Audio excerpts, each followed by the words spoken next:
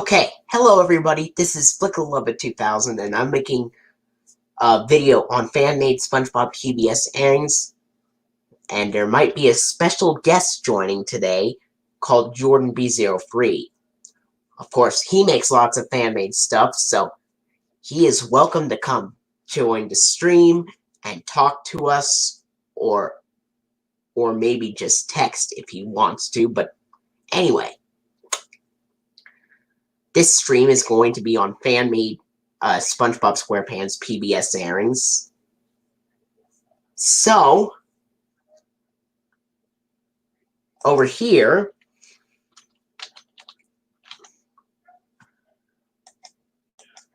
I pulled up a link.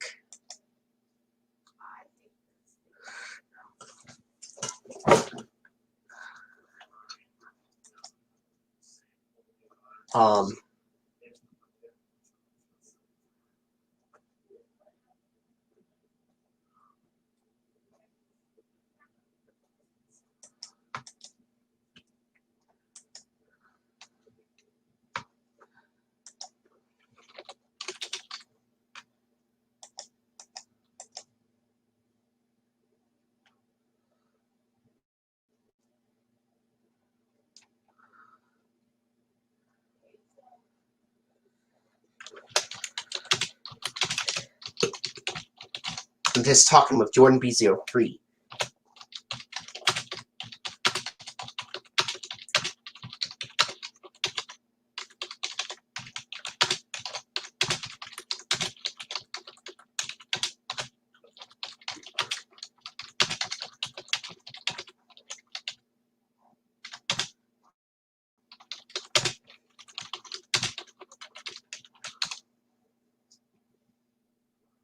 So,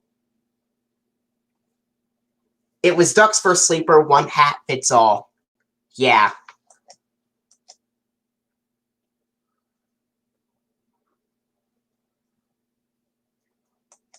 So, I'm going to go through each season chronologically, from seasons 1 through 11.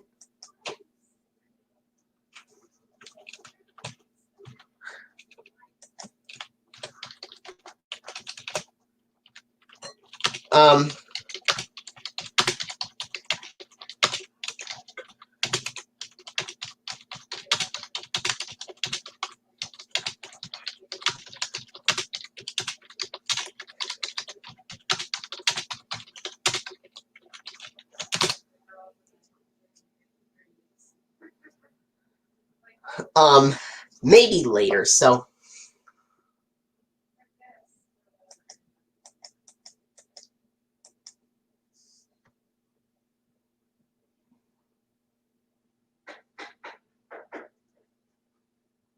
So, I'm going to go through each season chronologically. Now,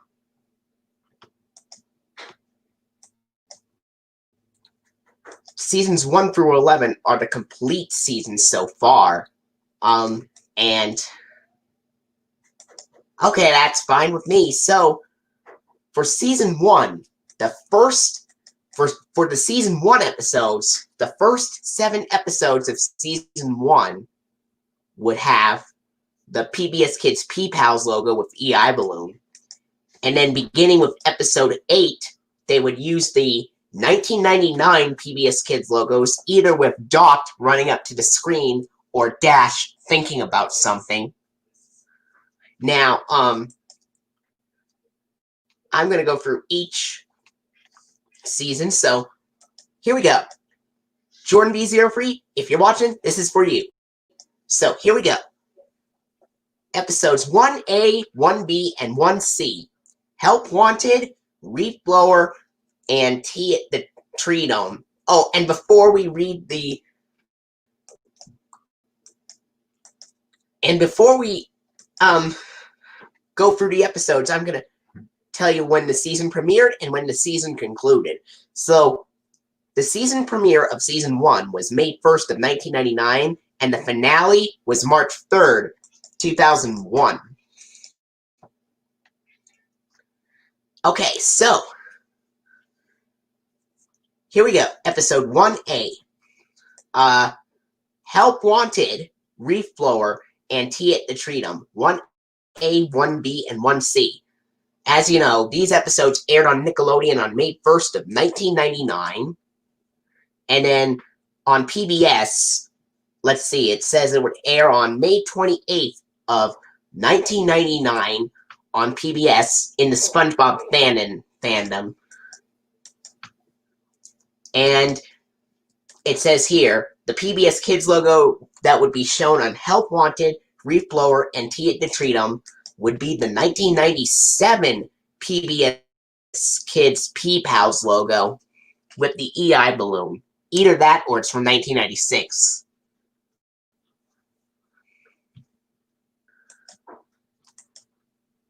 Okay, now, episodes 2A and 2B, Bubble Stand and Ripped Pants, aired on Nickelodeon on July 17th of 1999, and then the PBS air date for Bubble Stand and Ripped Pants would be July 30th, 1999. And the PBS Kids logos that would be shown on Bubble Stand and Ripped Pants would be the 1997 PBS Kids Pea Pals logo with EI balloon. What do you think, JordanB03? How's the stream going so far? Okay. Next up, episodes 3A and 3B, Jellyfishing and Plankton.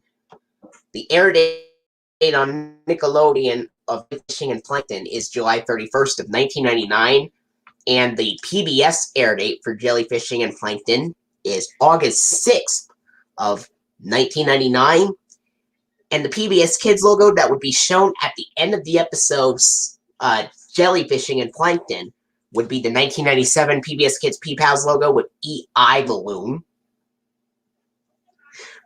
And then Naughty Nautical Neighbors and Boating School, which is episodes 4A and 4B. Naughty Nautical Neighbors and Boating School. The air date on Nickelodeon for Naughty Nautical Neighbors and Boating School are August. The Nickelodeon air dates for Naughty Nautical Neighbors and Boating School is August 7th, 1999. And the PBS air date for Naughty Nautical Neighbors and Boating School is August 13th, 1999. And the PBS Kids logo that would be shown at the end of the episode's Naughty Nautical Neighbors and Boating School would once again be the 1997 PBS Kids Pea Pals logo with the EI balloon. Alright. Pizza Delivery and Home Sweet Pineapple. Of course, the Nickelodeon air dates for Pizza Delivery and Home Sweet Pineapple is August 14th, 1999. And then the PBS air date for Pizza Delivery and Home Sweet Pineapple is August 20th, 1999. And the PBS Kids logo that would be shown at the end of the Season 1 episodes, Pizza Delivery and Home Sweet Pineapple would be the 1997 PBS Kids Pea Pals logo with EI balloon. It's quite good, actually. The film from 2004, the SpongeBob SquarePants movie from 2004, that was great. And, let's see. Episodes 6A and 6B, Mermaid Man and Barnacle Boy, and Pickles. Now, the Nickelodeon air dates for Mermaid Man and Barnacle Boy and Pickles is August 21st, 1999. And the PBS air date for the episodes Mermaid Man and Barnacle Boy and Pickles is August 27th of 1999. And the PBS Kids logo at the end of the episodes Mermaid Man and Barnacle Boy and Pickles is once again the 1997 PBS Kids Pea Pals logo with EI balloon. Okay, now on to episodes 7A and 7B, which are Hall Monitor and Jellyfish Jam. Of course, the Nickelodeon air date of the episodes Hall Monitor and Jellyfish Jam is August 28th, 1999. And the PBS air date for the episode Hall Monitor and Jellyfish Jam would be September 3rd, 1999, which was 3 days before the P-Pals were replaced with Dot and Dash. And because Hall Monitor and Jellyfish Jam aired on PBS on September 3rd, 1999, Hall Monitor and Jellyfish Jam would actually be the last SpongeBob SquarePants episodes to use the 1997 PBS Kids P-Pals logo with the EI balloon. You know, season 7 probably is when SpongeBob started to go downhill, but the first 6 seasons were really great.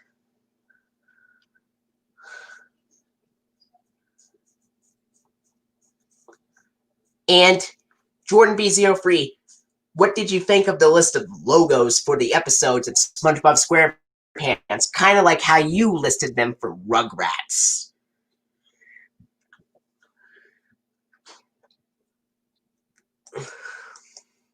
All right.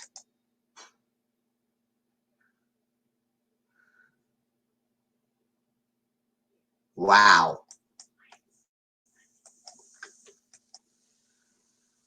All right. Next up. Hall Monitor. Sandy's Rocket and Squeaky Boots. These episodes aired on Nickelodeon on September 17th of 1999. And believe it or not, Sandy's Rocket and Squeaky Boots aired on PBS on the exact same day, September 17th of 1999, same day as the episodes aired on Nickelodeon. Well, the SpongeBob SquarePants episodes, Sandy's Rocket and Squeaky Boots, would be the very first SpongeBob SquarePants episodes to use a 1999 PBS Kids logo. Can you guess what the PBS Kids logo for Sandy's Rocket and Squeaky Boots is, JordanB03? I can tell you, this is one of the 2 PBS Kids logos.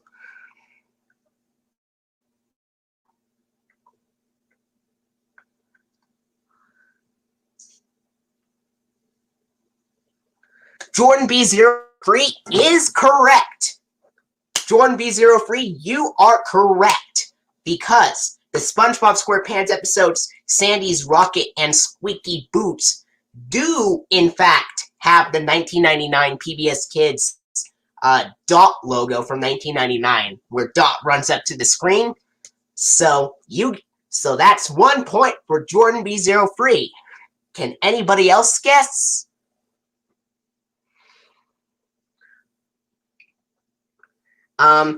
Sorry, ETA DVD VHS Collector and Program Breaker 2K5.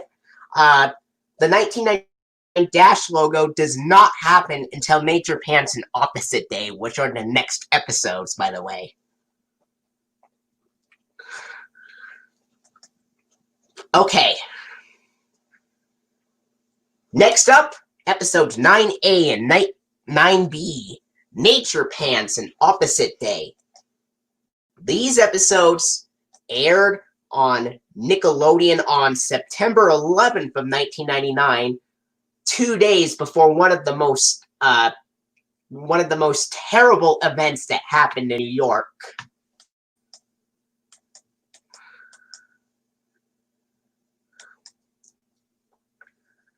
So, Nature Pants and Opposite Day would air on Nickelodeon September 11th of 1999. And on PBS, Nature Pants and Opposite Day would air on PBS September 24th of 1999. Now, can any of you guess what PBS Kids logos would show up on the episodes Nature Pants and Opposite Day? Including JordanB03. Yep, JordanB03, you are correct once again, because the episodes Nature Pants and Opposite Day do have the 1999 PBS Kids logo with Dash thinking of something. And David Bosco, you are correct as well. Now, can anybody else guess?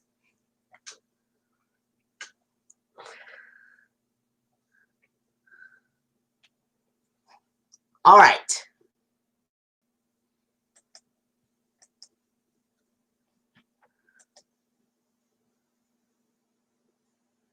Here's the next one. Culture Shock and FUN, aka the episode where they sang the fun song. These episodes, Culture Shock and FUN, aired on Nickelodeon September 18th of 1999, and then it would air on PBS October 1st of 1999. Now, can anyone guess what PBS Kids logo appears at the end of Culture Shock and FUN?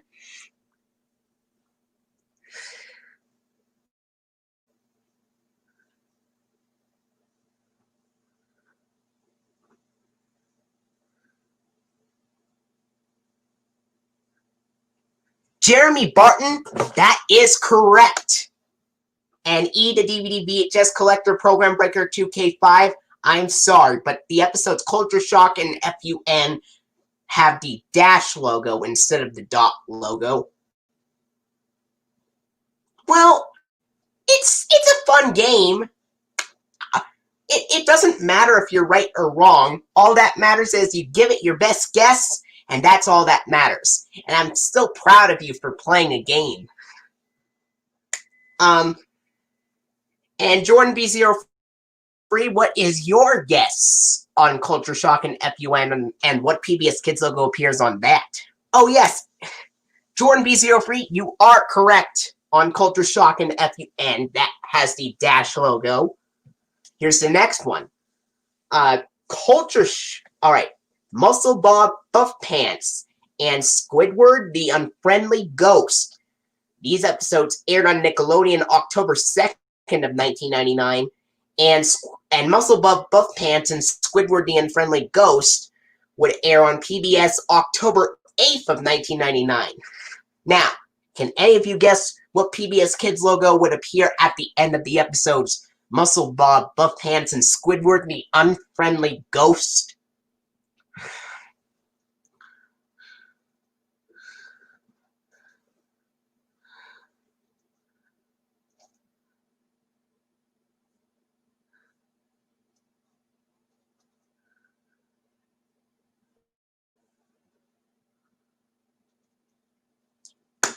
All of you are correct this time. David Bosco, E, the DVD VHS collector and program breaker 2K5, and JordanB03, all three of you are correct. Because the episodes MuscleBob Buff Pants and Squidward the Unfriendly Ghost do have the 1999 PBS Kids dot logo.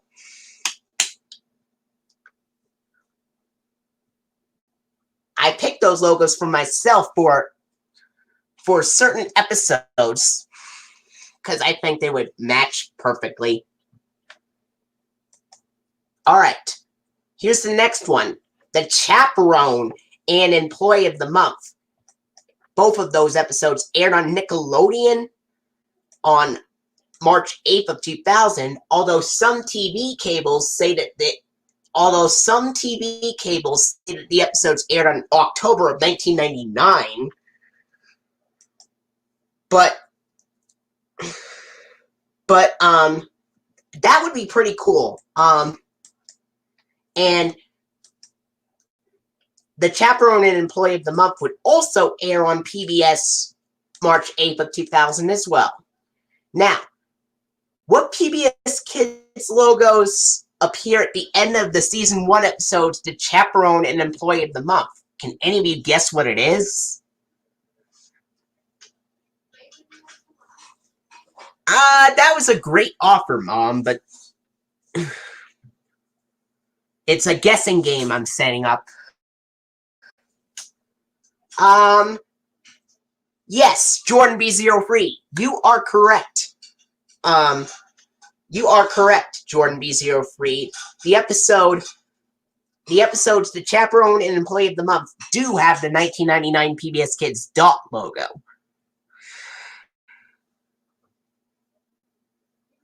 I'm sorry, Eat a DVD and VHS Collector and Program Breaker 2K5. The Chaperone and Employee of the Month don't have the Dash logo. And I'm sorry, David Bosco, but the episode... I'm sorry, David Bosco, but the PBS Kids Dash transformation logo did not exist yet at that time. It didn't exist until September 2000, and the episodes aired in March of 2000. Okay, here's the next one. Scaredy Pants and I Was a Teenage Gary. These episodes aired on Nickelodeon. Scaredy Pants and I Was a Teenage Gary aired on Nickelodeon October 28th of 1999, and then the episodes Scaredy Pants and I Was a Teenage Gary also aired on PBS October 28th of 1999. Now, what PBS Kids logo do you think appears at the end of the VHS? What PBS Kids logo do you think appears on the episode Scaredy Pants and I Was a Teenage Gary?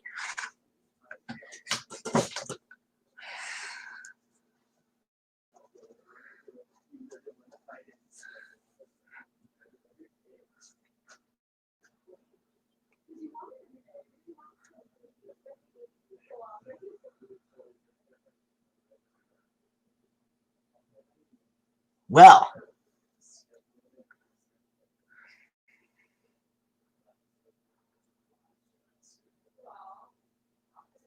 I'm sorry, David Bosco, but Scaredy Pants and I Was a Teenage Gary actually used the 1999 PBS Kids DOT logo, since the DOT logo is the most common 1999 logo on SpongeBob, and the Dash logo only aired on 4 episodes of SpongeBob from Season 1.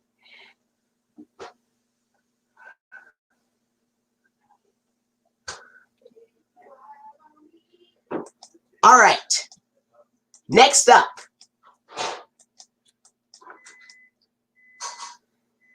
Sleepy Time and Suds. These episodes aired on Nickelodeon. Sleepy Time and Suds aired on Nickelodeon January 17th of 2000, and Sleepy Time and Suds also aired on PBS January 17th of 2000 as well. Now, what PBS Kids logo do you think appears at the end of the Season 1 episode Sleepy Time and Suds? Can any of you think of one? Including JordanB03?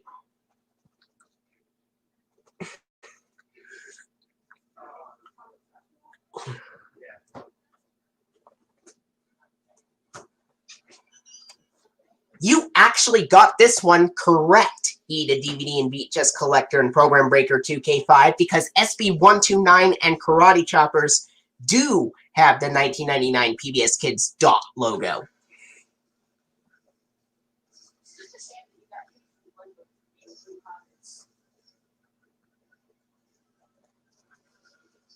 Well, you actually got it correct.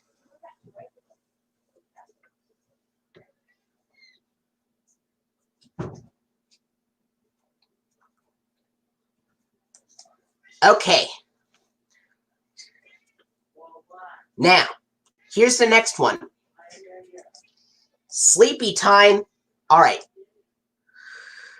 Alright. Valentine's Day. Valentine's Day and the Paper. These episodes aired on Nickelodeon February 14th of 2000 on Valentine's Day. And the same episodes, Valentine's Day and the Paper, also aired on PBS that same day.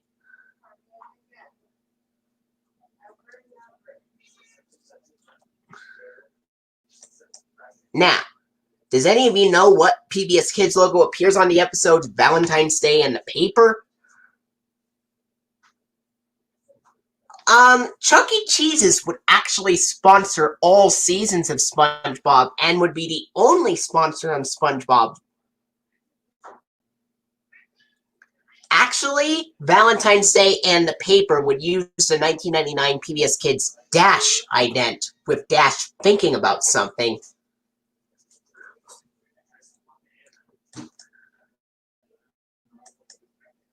Alright. Arg and Rock Bottom, 17A and 17B. Arg and Rock Bottom aired on Nickelodeon March 15th of 2000, and Arg and Rock Bottom would also air on PBS March 15th of 2000. Now, do you know what PBS Kids logo appears at the end of the episode Arg and Rock Bottom?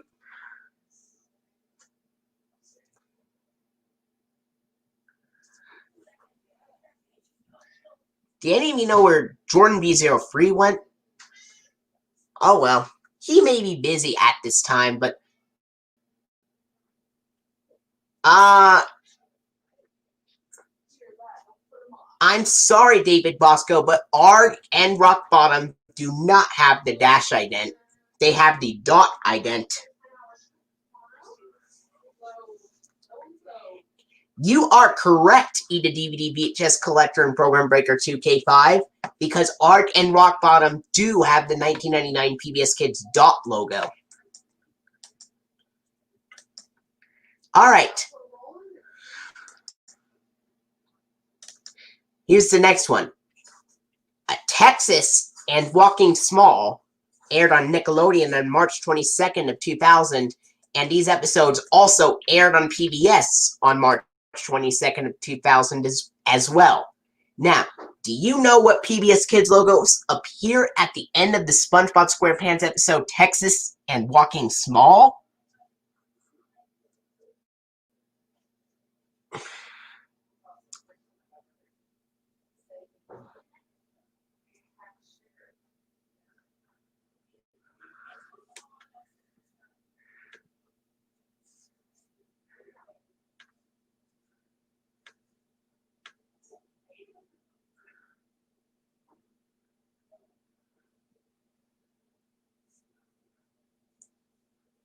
Maybe another time, because right now we're doing fan-made PBS airings of SpongeBob. Alright. So,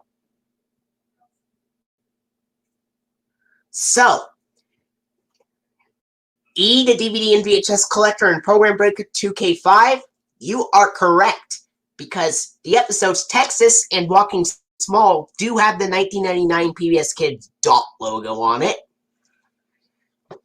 Now, there are only 2 more Season 1 episodes to go, and one of them is going to use a PBS Kids transformation logo. Alright. Episodes 19A and 19B, Fools in April and Neptune Spatula. These episodes would air on Nickelodeon April 1st of 2000, on April Fool's Day, and then on PBS on April 14th, 2000. Now, do you know what PBS Kids logo appears at the end of the episodes Fools in April and Neptune Spatula?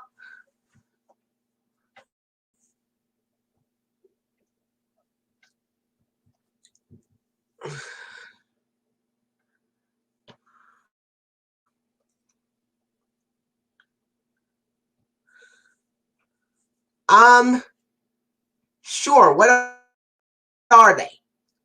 Actually, Eda DVD and VHS Collector Program Breaker 2K5, Fools in April and Neptune Spatula actually have the 1999 PBS Kids dash ident.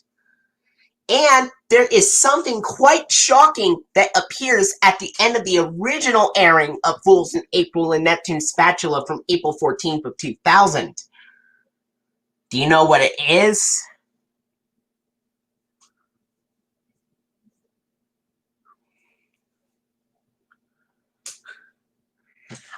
My PBS station, I'll tell you mine, Jeremy.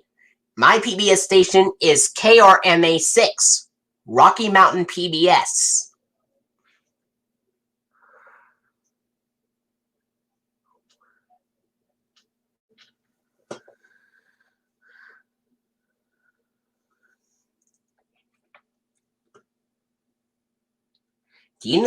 Do you want to know something shocking that happens in the original airing of Fools in April and Neptune Spatula on PBS? Yes! The Children's Television Workshop semicircle logo from 1997 does appear at the end of the original airing of Fools in April and Neptune's Spatula. That's because they were supposed to air Dragon Tales at that time, but they accidentally aired a SpongeBob SquarePants episode instead. And as a result, the 1997 CTW semicircle logo made an unusual appearance at the end of SpongeBob. Now, here is the last episode of SpongeBob for Season 1. Hooky and Mermaid Man and Barnacle Boy 2. Of course, Hooky aired on Nickelodeon February 23rd of 2001, or earlier, and Mermaid Man and Barnacle Boy 2 aired on Nickelodeon March 3rd of 2001. Although some TV cables say that Hooky and Mermaid Man and Barnacle Boy 2 aired on April 8th of 2000, the SpongeBob fandom says that those episodes aired in 2001. So,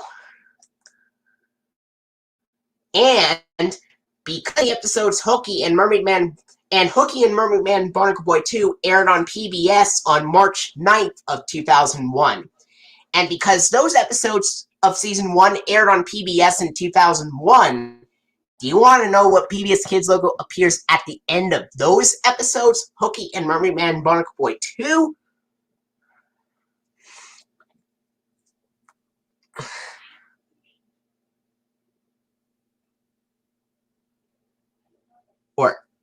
Or take a guess or something? Yeah. It says, since it's 2001, it's the only Season 1 episode with dash transformation at the end. Yep. Jeremy Barton, you are correct. The episodes Hooky and Mermaid Man and Barnacle Boy 2 are the only Season 1 episodes to use a PBS Kids transformation logo at the end, rather than a logo from 1999. In this case, it's the PBS Kids dash transformation logo shown at the end of Hooky and Mermaid Man and Barnacle Boy 2. Okay, now that we're done with Season 1, we are going to go into Season 2.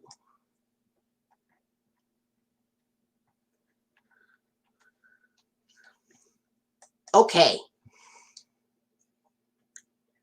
Here's the next season. Okay, so the Season 2 premiere, October 26, 2000. The Season 2 finale, July 26, 2003. Now, for Season 2, as for the Season 2 episodes, most of the episodes from Season 2 would have the PBS Kids dot transformation logo from 2000, and 2 episodes from Season 2. Alright. One thing that I did not like about the episode Arthur's Knee is the fact that Arthur ignored the warnings, and the brain told him near the end of the episode that if he didn't take care of his knee sooner or later, he could have gotten a fever and become infected and get very, very sick.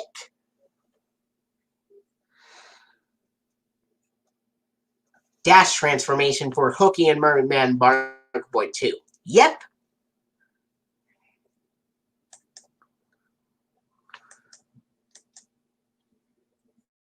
Alright, as for the Season 2 episodes, most episodes of SpongeBob SquarePants from Season 2 would have the PBS Kids dot transformation logo from 2000. And 2 episodes of SpongeBob SquarePants from Season 2 would have the PBS Kids dash transformation logo from 2000. 2 episodes of SpongeBob SquarePants would have the 1999 PBS Kids dot logo, but 1 episode has the dot logo with the dash audio for some apparent reason. And 1 episode of SpongeBob SquarePants from Season 2 has the 1999 PBS Kids dash logo. 2 episodes of SpongeBob SquarePants from Season 2 would have the 2002 PBS Kids Fishbowl logo. And 2 episodes of SpongeBob SquarePants and 1 episode of... Alright. 2 episodes of SpongeBob SquarePants would have the 2002 PBS Kids Fishbowl logo. And one episode of SpongeBob SquarePants from Season 2 would have the PBS Kids snow globe logo.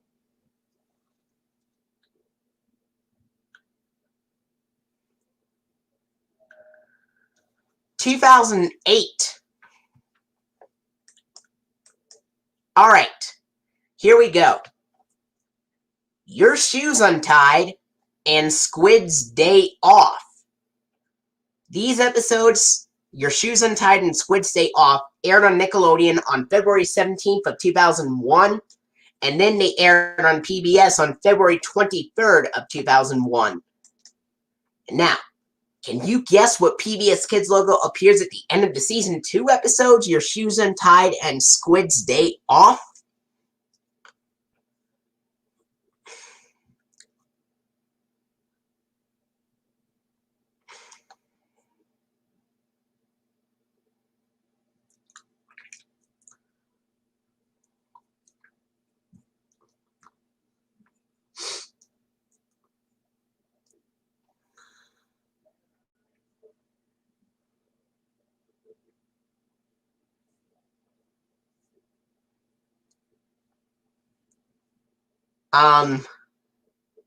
Can anyone guess what PBS Kids logo appeared at the end of the episodes, Your Shoes Untied and Squid's Day Off?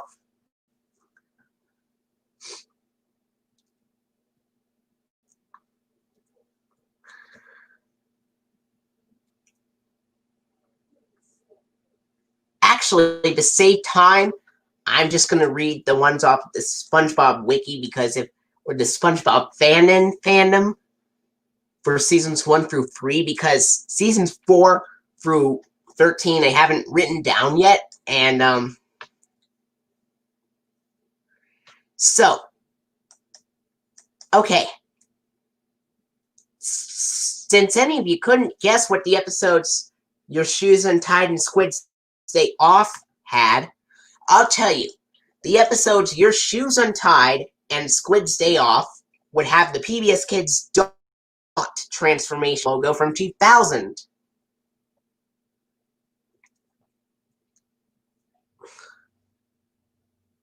Alright, here's the next one. Something Smells in Bossy Boots aired on Nickelodeon October 26th of 2000, and they also aired on PBS October 26th of 2000 as well.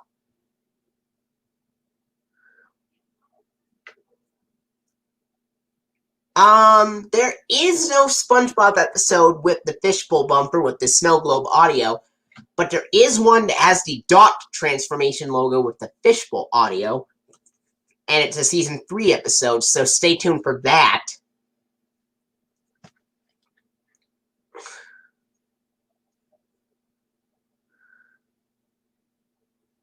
So, Something Smells in Bossy Boots would air on Nickelodeon October 26th of 2000, and then the episodes would air on PBS same day on October 26th of 2000. Now, can any of you guess what PBS Kids logo appears at the end of the episode Something Smells and Bossy Boots?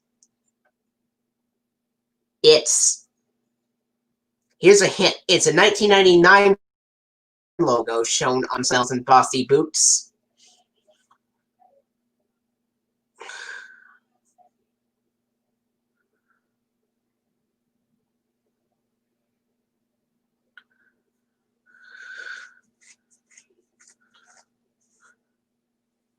Okay, so the 1999 Dash logo has a close-up of Dash's eye, the camera zooms out, and then Dash would point his finger in his head and scratch it, then go doink, and then the circle would zoom out, Dash's face would appear in the logo, and a thought bubble would form, and the color of stripes that you would see in the Dash logo are pink and white stripes.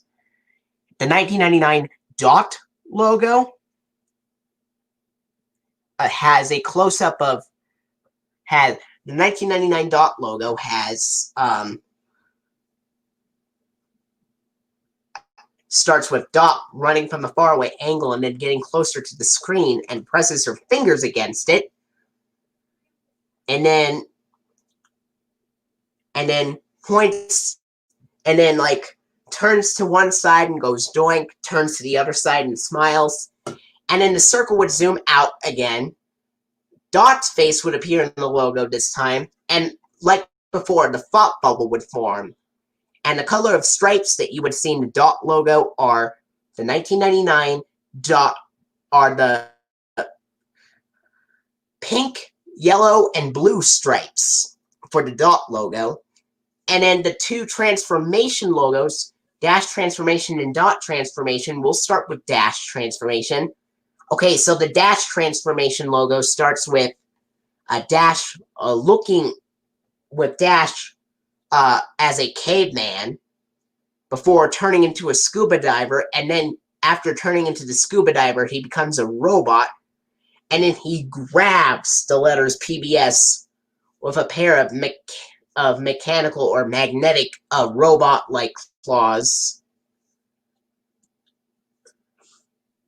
You'll find out in a minute after I explain this. Alright, so after Dash turns into the robot, he grabs the letters PBS, and then the background color would change to a pale spring bud background with dark blue bubbles wobbling and shaking, showing Dash's circular PBS Kids logo on it. And then there is an abridged version of the Dash Transformation bumper seen on Arthur the Big Riddle 2005 DVD release, where it just fades to the part with Dash as the robot.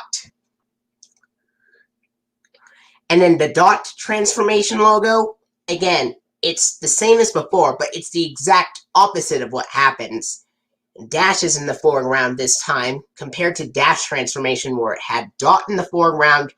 Dot Transformation is Dash in the foreground, and Dot is seen in the foreground, and she transforms from a tiger and then becomes an octopus, and then turns into an astronaut.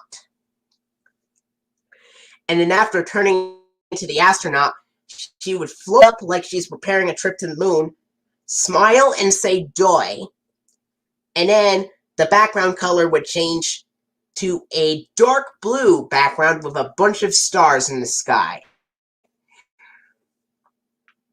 And Dot's PBS Kids circular logo would appear. Now we're going into the 2002 logos from Primal Screen, in which there existed two different ones, Fishbowl and Snow Globe.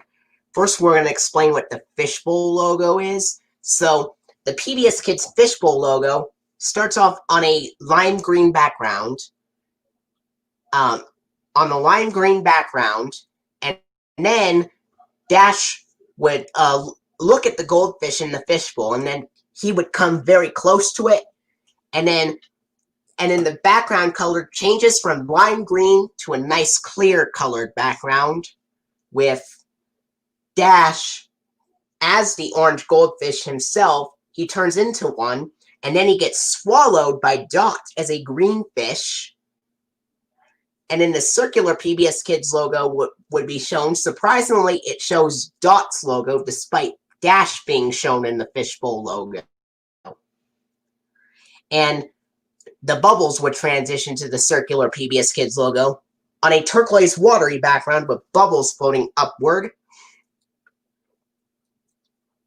And there also existed a prototype version of the fishbowl logo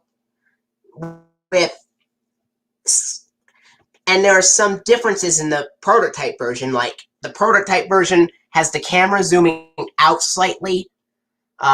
Dash is the orange goldfish is slightly off the screen a little bit.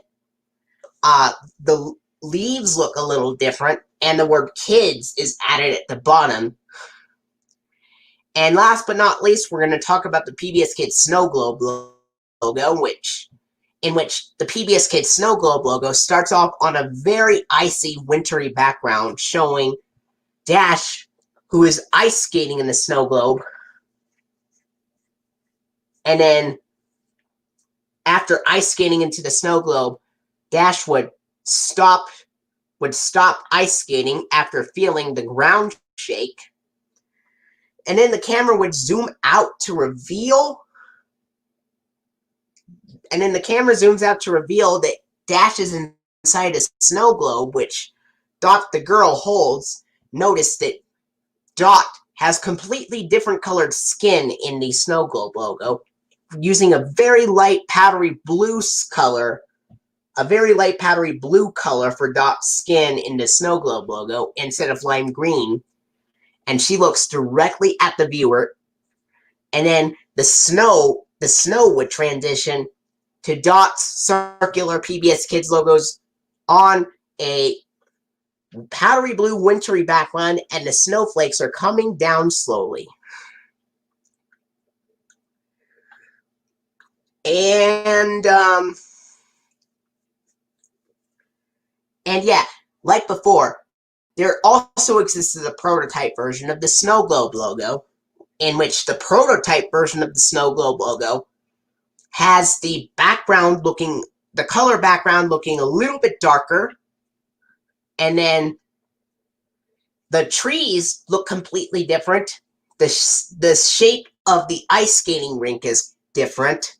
The animation is a little bit smoother. The snowflakes are bigger and brighter.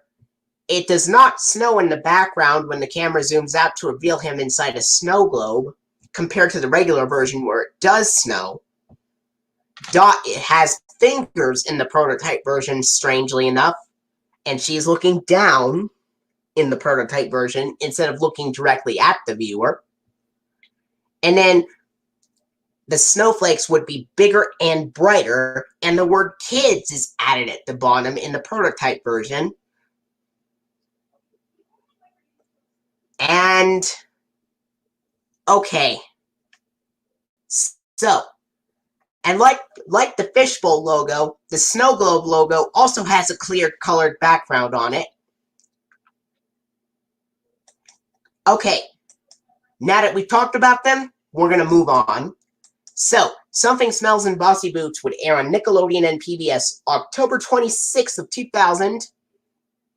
Now, can you guess what PBS Kids logo appears at the end of the episode Something Smells and Bossy Boots?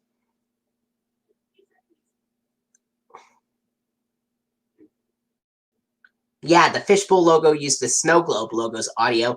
I forgot to mention that the Dot transformation logo had the Snow Globe logo's audio on a Clifford the Big Red Dog episode called A Big Help and the Trouble with Kittens.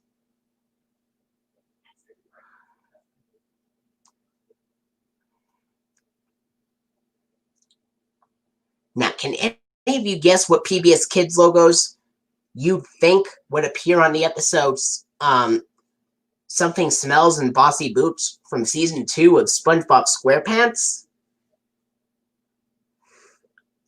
It's a 1999 logo shown on Something Smells and Bossy Boots.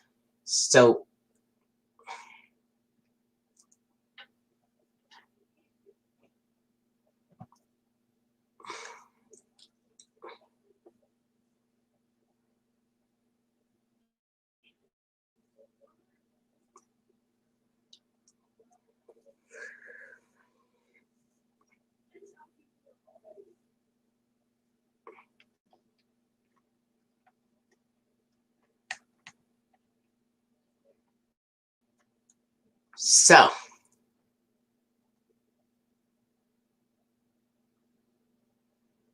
okay. So,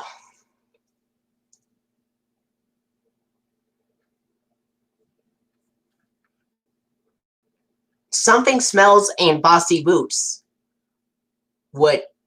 Now, I know that Something Smells and Bossy Boots would have the 1999 Dot logo, but,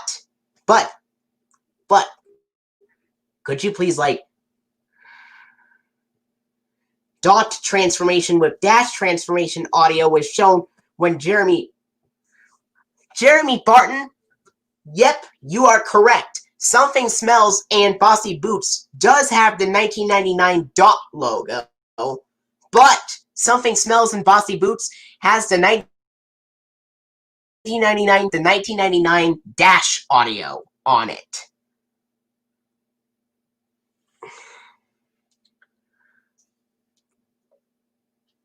Which is an interesting error that also happened on a Clifford the Big Red Dog Season 1 episode that Jeremy Barton was watching. And speaking of which, season 1 of Clifford's Puppy Days, there was one episode Jeremy Barton saw of a season 1 episode of Clifford's Puppy Days that had the dash transformation audio and the dot transformation logo. Okay, so here's the next one. Big Pink Loser and Bubble Buddy. The episodes Big Pink Loser and Bubble Buddy aired on Nickelodeon on February 3rd of 2001, and then on PBS February 9th of 2001. Now, can any of you guess what PBS Kids logo appears at the end of the SpongeBob SquarePants episodes Big Pink Loser and Bubble Buddy?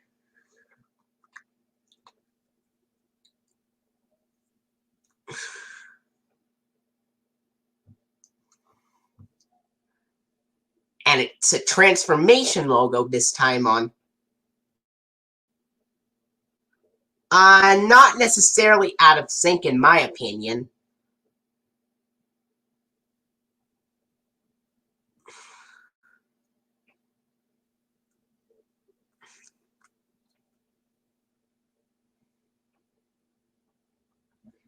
So Something Smells and Bossy Boots has the 1999 PBS Kids Dash logo's audio from the dot logo.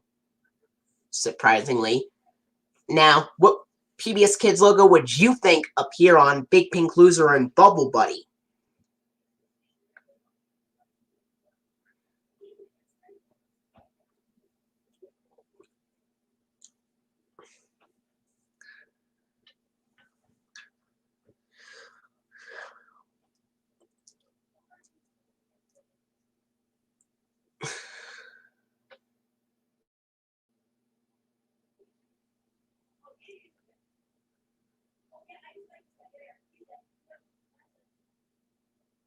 I'll give you a hint. Big Pink Loser and Bubble Buddy uses a transformation PBS Kids logo from 2000.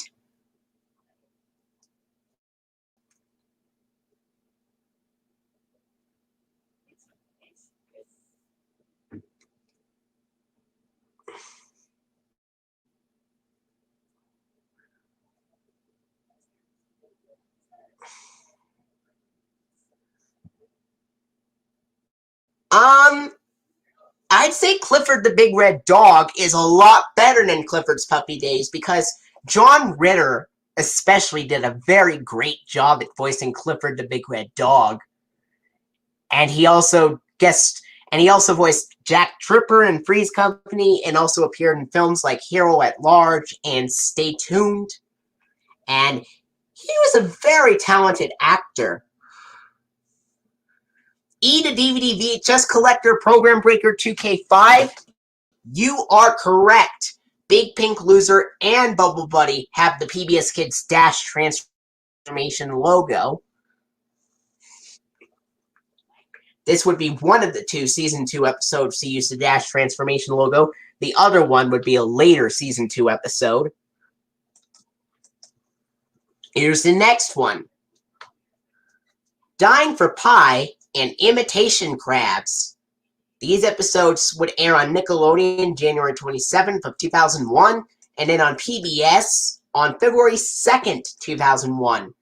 Now, can any of you guess what PBS Kids logo appears at the end of the episodes Dying for Pie and Imitation Crabs?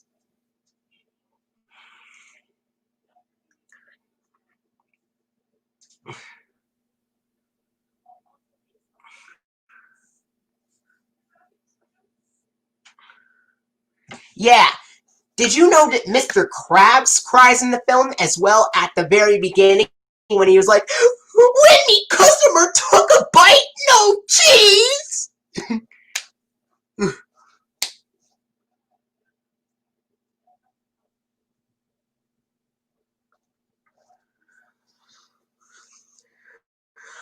It's okay, Jeremy. Everyone can try their best to guess. I'll give you the real answer after you guess.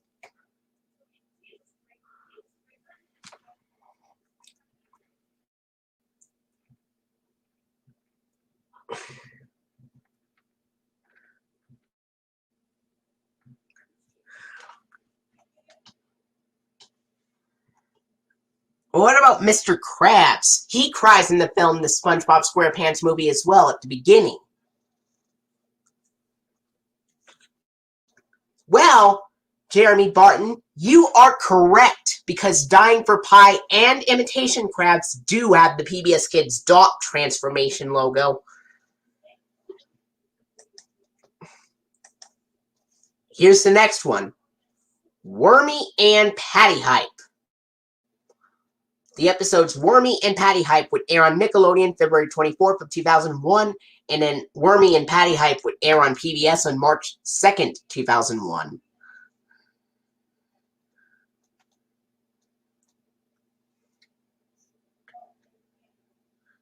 Actually, no SpongeBob episode would use a shorter version of Dash transformation.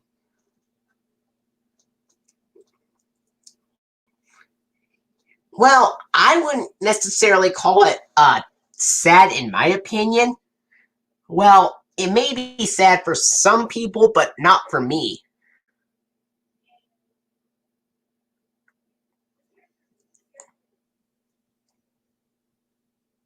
So, can you guess what PBS Kids logo appears at the end of the episodes Wormy and Patty Hype?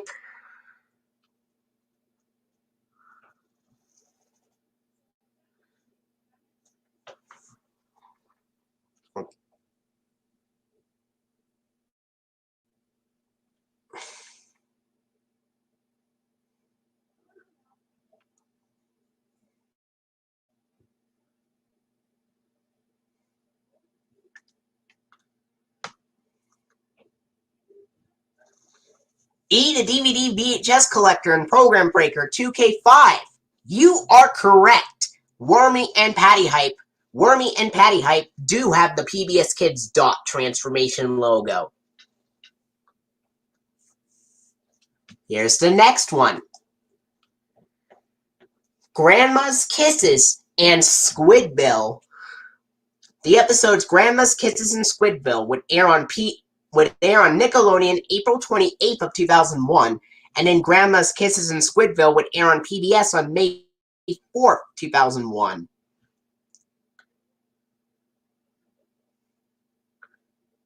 Or May 4th, 2001.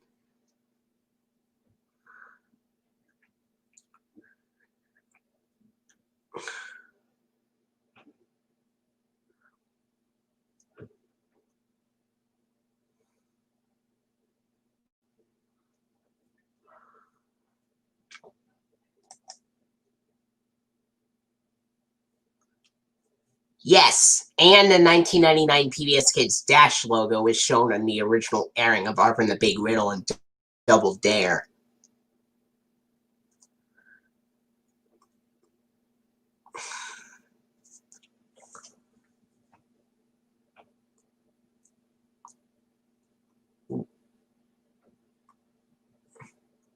I'll give you a hint.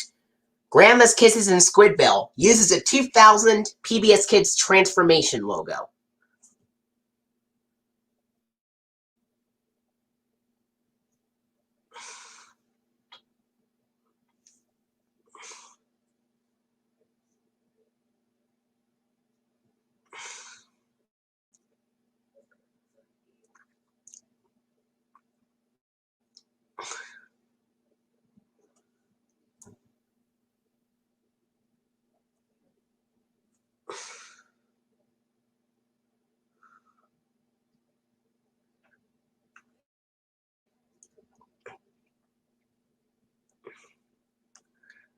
So, Grandma's Kisses and Squidbill use a transformation logo.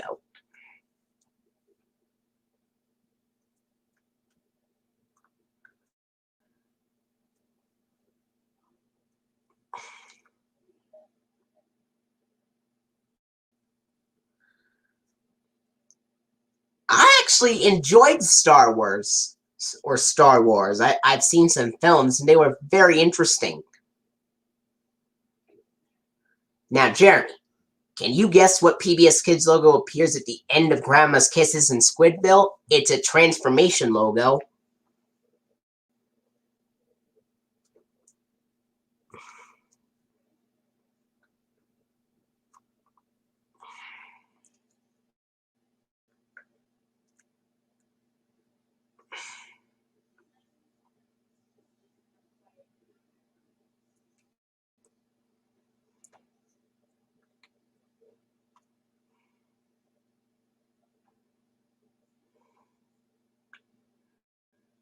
Well,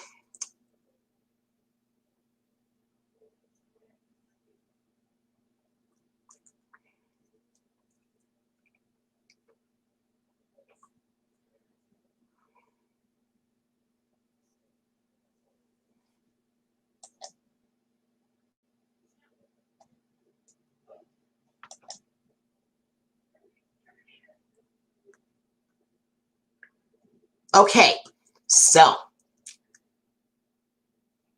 the PBS Kids logo to the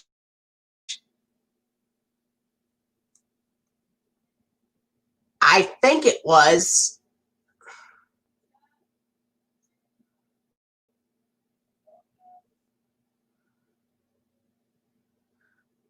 all right. Jeremy Barton, Grandma's Kisses, and Squidville actually have the dot transformation logo, but it was a great guess you made.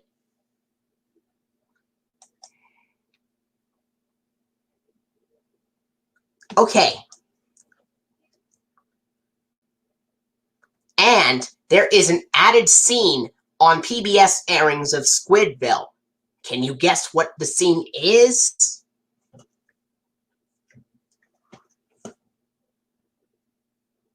It's a scene of another PBS show that appears on Squidward's TV. And it's part of a Sesame Street segment.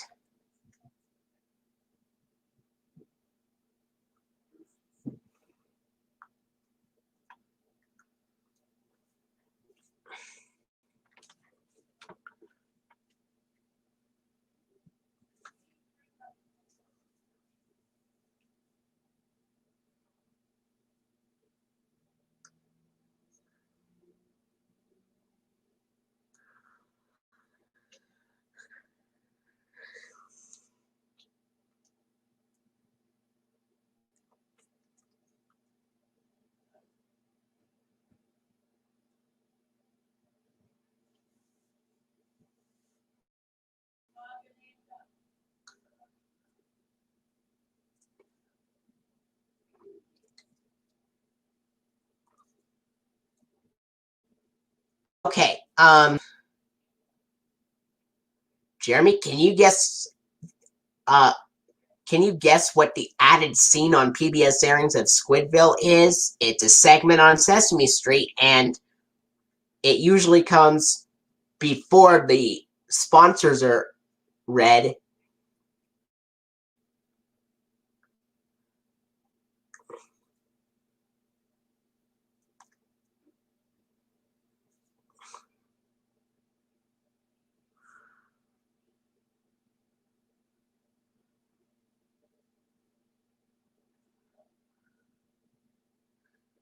So, E to DVD and VHS collector and program breaker 2K5. Where are you gonna post?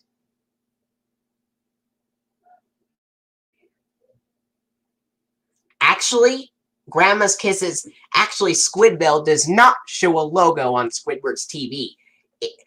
Squidville, PBS airings of Squidville, which after Patrick says, on PBS airings of Squidville, after Patrick goes, "I hate this channel," that is when the channel would be changed on Squidward's TV to an Elmo's World clip from the dancing episode of Elmo's World.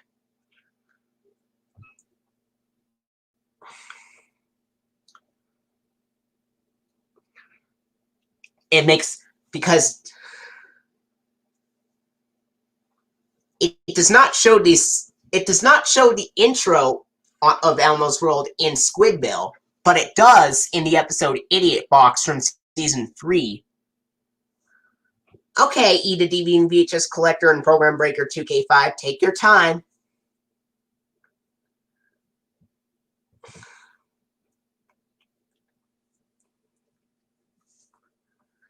So, the clip of the dancing portion of the Elmo's World episode that is briefly being shown on Squidward's TV on PBS airings of Squidville starts at the part with the shade closing, and an Elmo says, "Mr. Noodle can dance. Elmo Elmo can dance. You can dance. Even elephants can dance. That comes right before the quiz segment. That brief portion of it with Elmo's quote is shown briefly on PBS airings of Squidville. Well, did any of you hear my Elmo impression?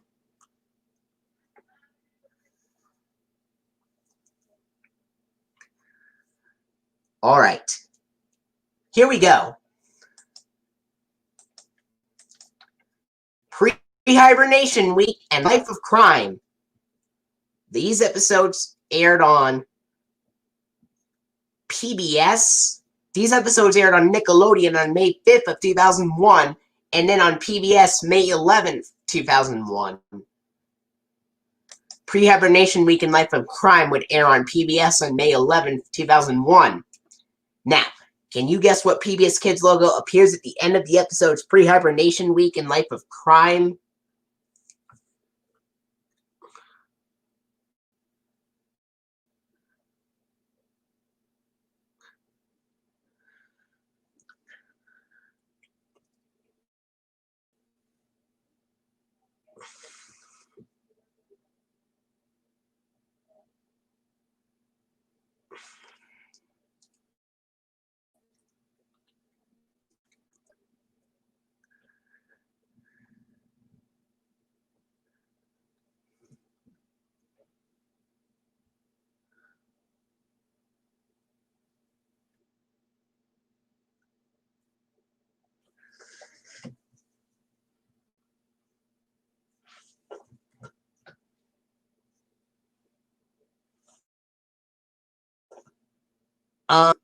So, remember, most Season 2 episodes of SpongeBob SquarePants would have the dot transformation logo, so there's going to be a lot of them with that logo from Season 2.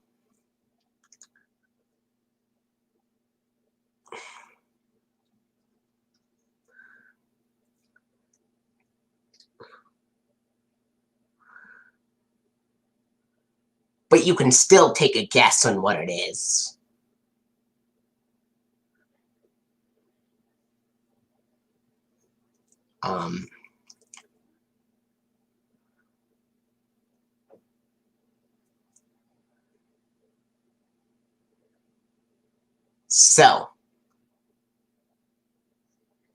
Okay, so here's the answer.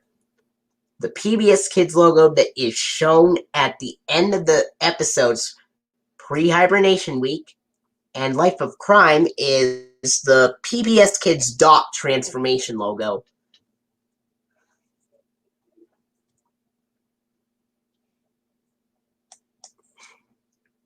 All right, here we go. Christmas Who? It's a double length episode this time.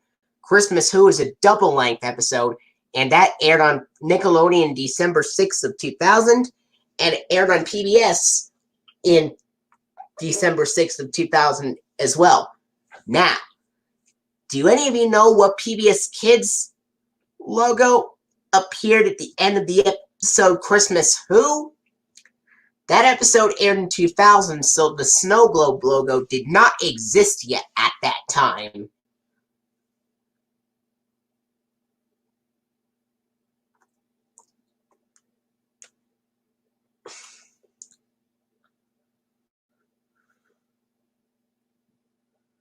And the transformation logos did exist at... Yeah, Jeremy Barton. You are correct. The PBS Kids dot transformation logo does appear on the PBS airing of Christmas Who. Because the snow globe logo didn't exist at that time, well, the dot transformation logo sort of made sense because there can be a star on a Christmas tree, and there's a starlight background in the dot transformation logo at the end, so that seems pretty reasonable for the dot transformation logo to appear on earlier episodes that are Christmas related until 2002 when the snow globe logo existed. So because the Snow Globe logo did not exist at the time Christmas Who aired, it would have the dot transformation logo. Alright, here's the next one.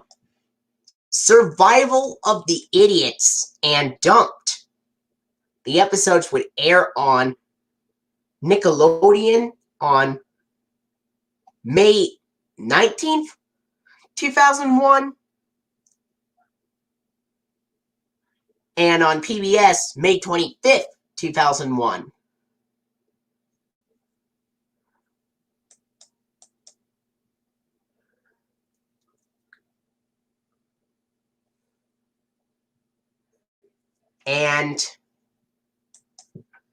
And like before, Survival of the Idiots has snow falling in that episode, but it aired in 2001, and the Snow Globe logo did not exist yet at that time when Survival of the Idiots aired. Now, can you guess what the PBS Kids logo is on the SpongeBob SquarePants episode Survival of the Idiots and Dumped? This time, it's a 1999 logo.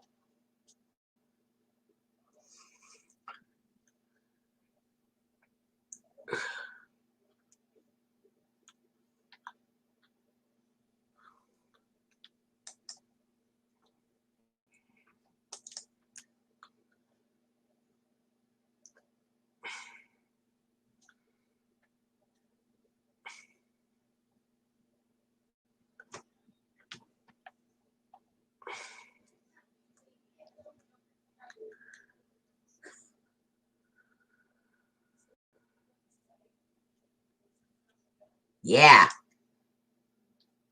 When I was recording Elwood City Turns 100, I did not see the Snow Globe logo because I recorded it in 2009, and Arthur was taken off the original PBS Kids block in late 2004. So that was way after. That was way after. That was way after all. That was way after Arthur was already on the Go block. That was 5 years ago. Since I recorded it in 2009, and Arthur was in the Go block in 2004. And Jeremy Barton, you are correct. Survival of the Idiots and Dumped do have the 1999 PBS Kids dot logo with the normal audio on it, compared to Something Smells and Bossy Boots, which had the dot logo with the dash audio. Survival of the Idiots and Dumped would have the 1999 dot logo, but this time with the correct audio. You're going to be very good at this guessing game, aren't you, Jeremy? Alright. Next one. No Free Rides, and I'm Your Biggest Fanatic. These episodes would air on Nickelodeon April 14th of 2001, and then on PBS on April 20th, 2001. Now, can any of you guess what PBS Kids logo appears at the end of the SpongeBob SquarePants episodes, No Free Rides and I'm Your Biggest Fanatic? This time, I'll give you a hint. It's a transformation logo again.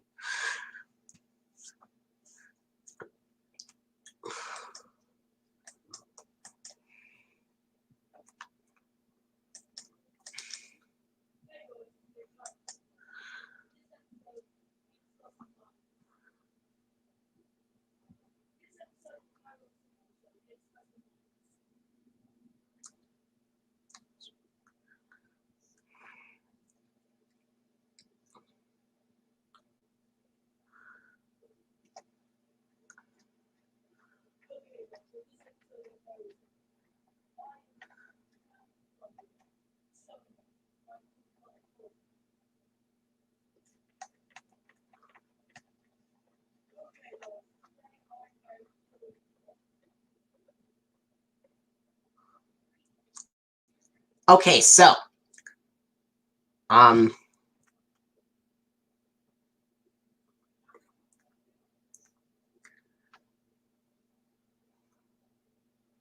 you have 1.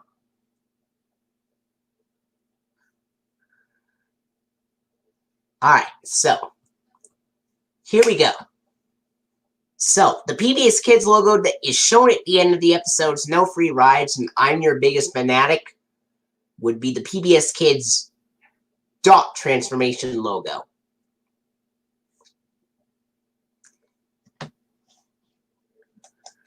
Okay, next up, Mermaid Man and Barnacle Boy free. Jeremy Barton.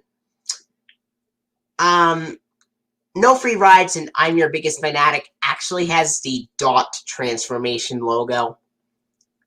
But there is a later episode of SpongeBob from Season 2 that will have the dash transformation logo, so stay tuned for that. Alright. Mermaid Man and Barnacle Boy free and squirrel jokes. The episodes Mermaid Man and Barnacle Boy Free and Squirrel Jokes would air on Nickelodeon on September 14th of 2001 and then on PBS on the same day at a later time. And I'll give you a hint. Due to the fact that the episodes Mermaid Man and Barnacle Boy Free aired in September of 2001, they have the later Season 2 funding with the Corporation for Public Broadcasting Square logo in the Ready to Learn plug. Now, do you know what PBS Kids logo appears at the end of the SpongeBob SquarePants episodes, Mermaid Man and Barnacle Boy Free and Squirrel Jokes? Let the guessing game start.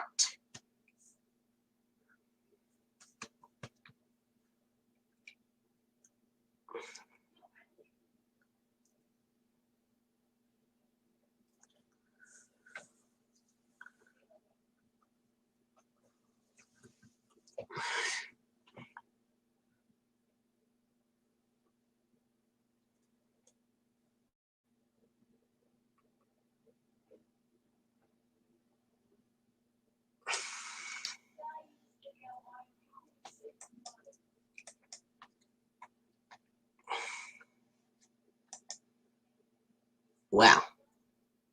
And here's another hint. The later episode with the dash transformation logo would air in October 2001.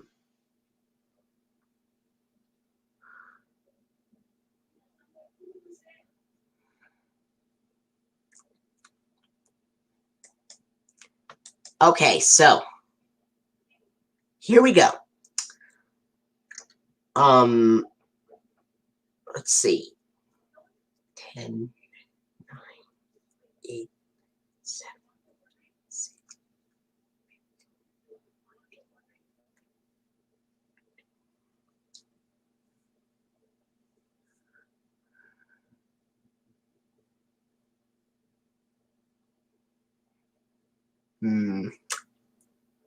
Okay, so the PBS Kids logo that would be shown at the end of the SpongeBob SquarePants episodes, Mermaid Man and Barnacle Boy Free and Squirrel Jokes, would be the PBS Kids dot transformation logo. Okay.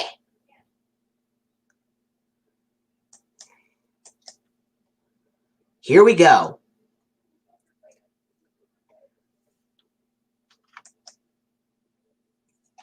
Yep, Jeremy Barton, you are correct. Because Mermaid Man and Barnacle Boy Free and Squirrel Jokes actually do have the PBS Kids dot transformation logo.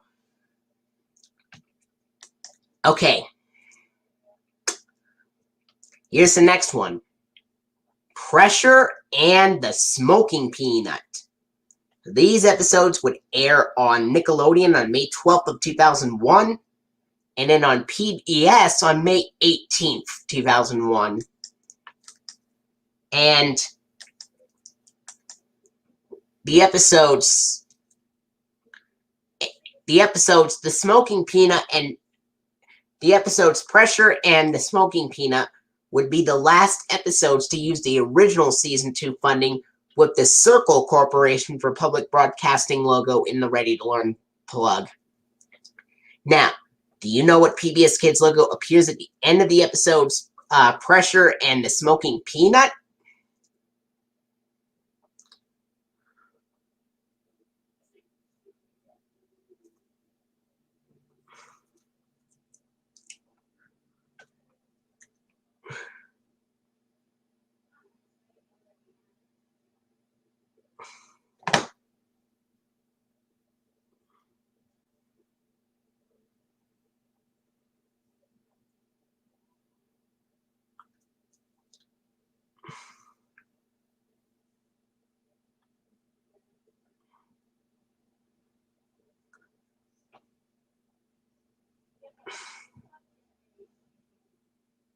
All right.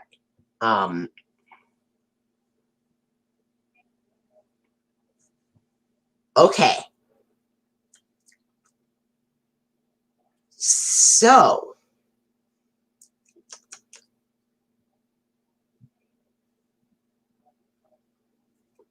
okay.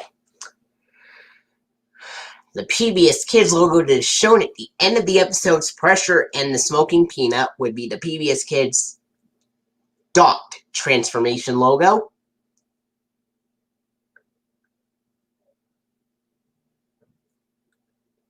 And, okay, here we go. On to the next one. This is an interesting one. Shanghai and Gary Takes a Bath.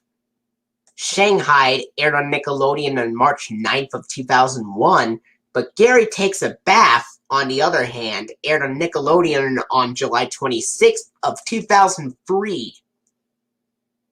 Now, due to one of the episodes airing at a later date than one of its sister episodes, Shanghai and Gary Takes a Bath would both air on PBS on August 1st of 2003. Now, because Shanghai and Gary Takes a Bath aired on August 1st of 2003 on PBS, it's going to have a PBS Kids logo that's animated on Primal Screen. And animated at Primal Screen, I should say, rather than a Transformation logo or a 1999 logo. Shanghai and Gary Takes a Bath would have a PBS Kids logo that's animated on Primal Screen that fits perfectly fitting for a plot of a particular episode of SpongeBob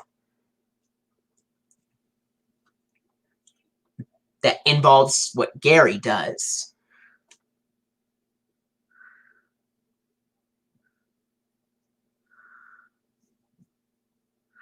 Well, I'll tell you some. I've seen the Thomas and Friends episode airings Directions, which featured Thomas and the Stinky Cheese and Percy and the Baggage Mail or something. And that ended with the 2008 PBS Kids Bugs logo, even though it was from season 11. So it was a rebroadcast of the season 11 episode. And they also saw a season 12 episode of Thomas and Friends called Being Careful, containing the season 12 episodes Thomas and the Billboard and Steady Eddie. Now, the PBS Kids logo that was shown at the end of the season 12 Thomas and Friends airing of Being Careful was, of course, the 1999 PBS Kids Dash logo, with Dash thinking about something. But have you seen any season 12 episodes of SpongeBob? Alright. So, Jeremy Barton, yep, you are correct. Because the SpongeBob SquarePants episodes Shanghai and Gary Takes a Bath would have the 2002 PBS Kids Fishbowl logo. Which it requires water to take a bath, and the fishbowl logo has a watery background on it. Now, like I said before, I've seen 2 PBS airings of Thomas and Friends I recorded on TV. I already gave a hint, so yeah, I did hear that because you sent. Well, technically almost 2 months because it's December right now.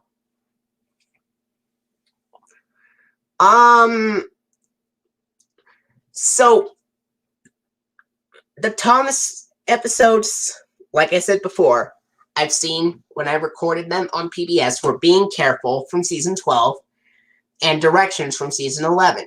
Directions from season 11 had a 2008 PBS Kids Bugs logo, which was a rebroadcast then. And the season 12 episodes, Being Careful, had a 1999 PBS Kids logo, and the PBS Kids logo shown at the airing of Being Careful, and at the end of the airing of Being Careful was the 1999 PBS Kids Dash logo. The season 12 episode, the season 12 airing of Being Careful had the 1999 PBS Kids logo with Dash thinking about something. But did any of you guys see some season 12 episodes with the 1999 PBS Kids logo with Dot running up to the screen? Alright. It was the fishbowl logo on Shanghai and Gary Takes a Bath. Here's the next one. Welcome to the Chum Bucket and Frankendoodle. These episodes, Welcome to the Chum Bucket and Frankendoodle, aired on Nickelodeon on January 21st of 2002, and they also aired Welcome to the Chum Bucket and Frankendoodle on PBS on January 21st of 2002, and believe it or not, January 21st of 2002 was the same day that Cyber Chase premiered on PBS. And when Cyber Chase premiered, marked they debuted. And when Cyber Chase premiered in January 2002, marked the debut of the 2 new PBS Kids logos animated at Primal Screen, with one being the fishbowl one and the other being the snow globe one. Now, Welcome to the Chum Bucket and Frankendoodle do have a PBS Kids logo animated at Primal Screen from 2002 on there. Now, can any of you tell me what PBS Kids logo you think appears on Welcome to the Chum Bucket and Frankendoodle? Because it's the first episode to use a 2002 PBS Kids logo animated at Primal Screen.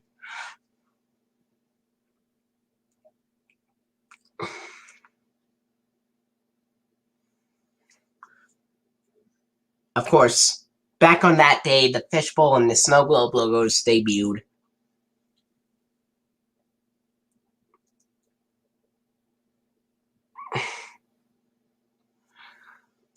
I saw one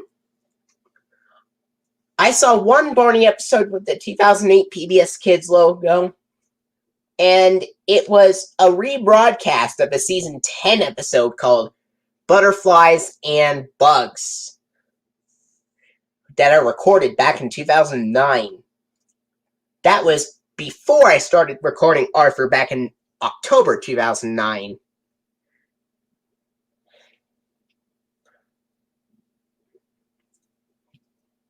Now,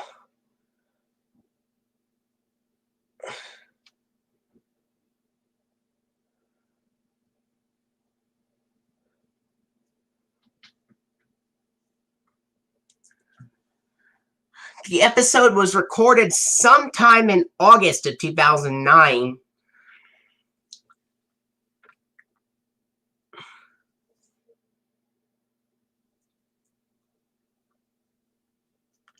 And the PBS Kids logo I saw in Butterflies and Bugs was the 2008 Frogs logo. Well, the 2008 PBS Kids logos are pretty good, but the 1999 ones, but the original 6 were much better than the 2008 ones, in my opinion, because of the classic kids singing PBS Kids. Whereas in the 2008 variants, the one particular single kid would just speak PBS Kids. Jeremy Barton? Yep, you are correct. Welcome to the Chum Bucket and Frankendoodle do have the PBS Kids Fishbowl logo. Okay. And believe it or not, yeah. And believe it or not, there is another SpongeBob episode that aired on Nickelodeon and PBS from January 21st of 2002, but that is a Season 3 episode, whereas Welcome to Chum Bucket and Frankendoodle are Season 2 episodes. The next episode of SpongeBob that aired on the same day on PBS would be a Season 3 episode. Okay, here's the next one. The Secret Box and Band Geeks. These episodes would air on Nickelodeon on September 7th of 2001, and then on PBS on the same day on September 7th, 2001. And The Secret Box and Band Geeks are the very first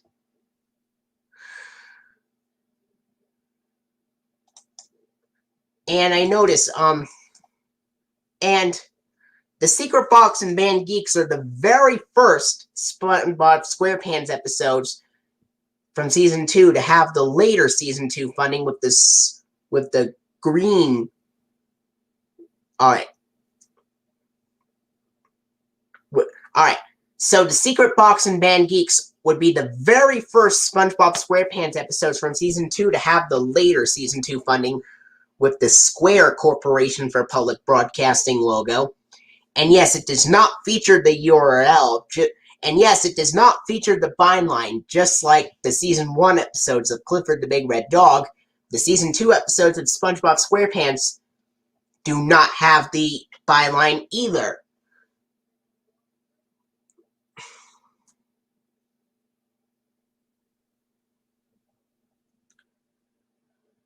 And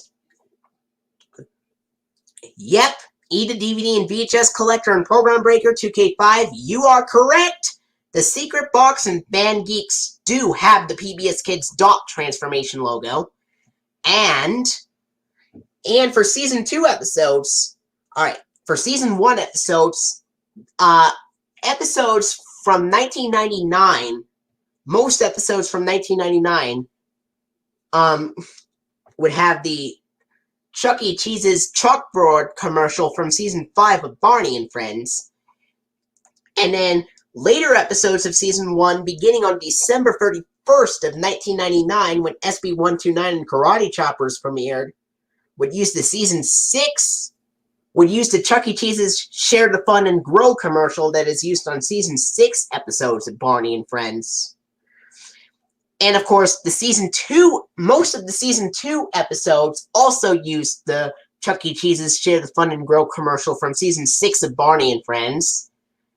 But there are some later episodes that are from 2002 and 2003 that have the Cool Chuck E. Cheese's commercials on there.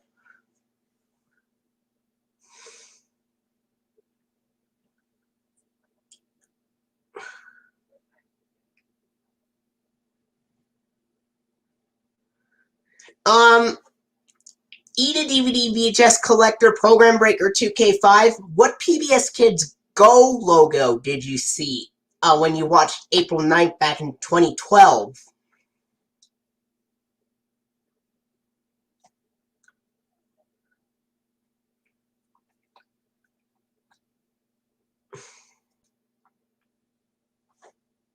Alright, so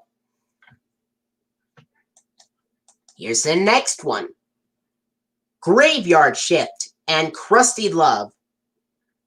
The episodes Graveyard Shift and Krusty Love aired on Nickelodeon on September 6th of 2002, and then on PBS on September 6th of 2002 as well. And can any of you guess what PBS Kids logo appears at the end of the SpongeBob SquarePants episode Graveyard Shift and Krusty Love?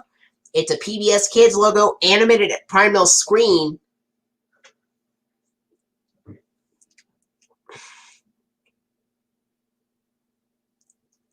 Welcome to the Chum Bucket and Frankendoodle would have the Chuck E. Cheese's laughing commercial without Cool Chuck on it, which is the Clifford the Big Red Dog version of the Chuck E. Cheese's laughing commercial without Cool Chuck. No.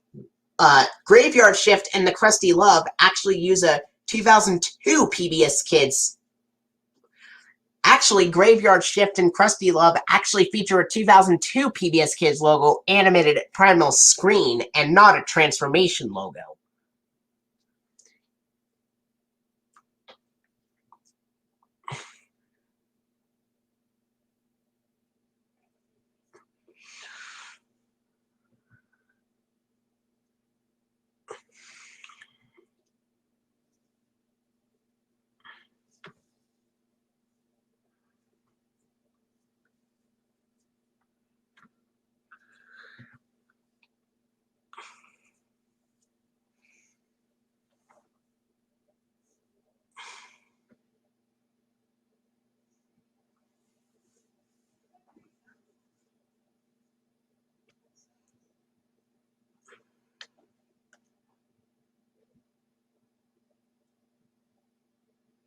So, Jeremy.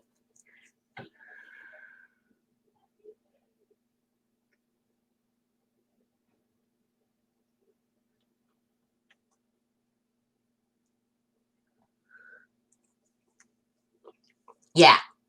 And the season 2 episodes and the season 3 episodes of SpongeBob from January to, and the episodes of SpongeBob SquarePants from January to August 2003.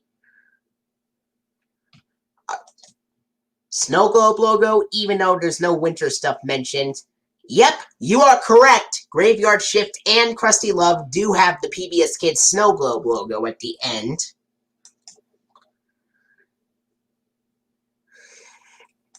Alright. Here's the next one. Procrastination and I'm with Stupid. The episodes Procrastination and I'm with Stupid would air on Nickelodeon on October 19th of 2001. And then on PBS on October 19th, 2001 as well.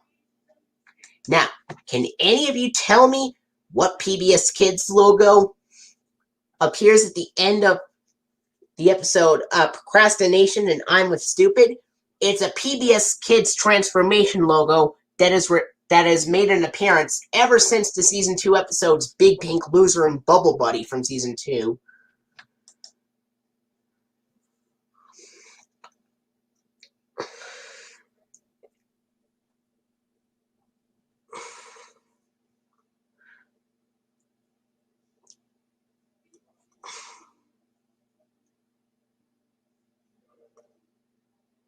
Any of you wonder what if they made parodies of PBS Kids logos of the original 6, but with SpongeBob characters on them? Which character would represent which PBS Kids logo from 1999 to 2008, in your opinion?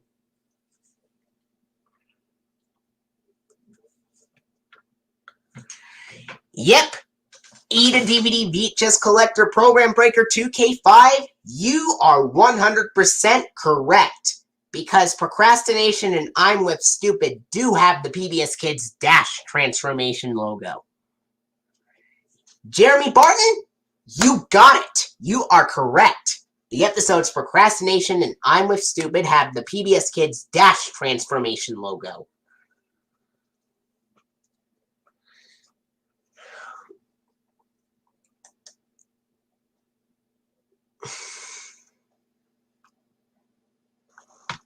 Alright, here's the next one. Sailor Mouth and Artist Unknown. These episodes would air on Nickelodeon on September 21st of 2001, and then on PBS on September 21st of 2001.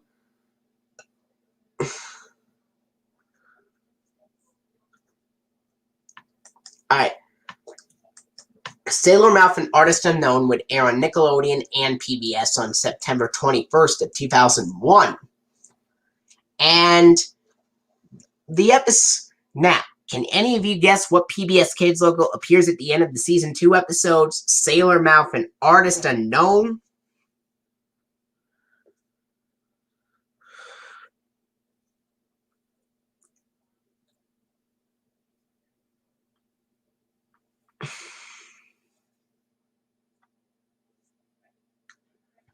In my opinion, it has a very, very identical... It has a very... In my opinion, Caillou's crossword has exactly the same plot as the Arthur episode, Bleep. And yep, you are correct. The SpongeBob SquarePants episode, Sailor Mouth and Artist Unknown, would have the PBS Kids dot transformation logo.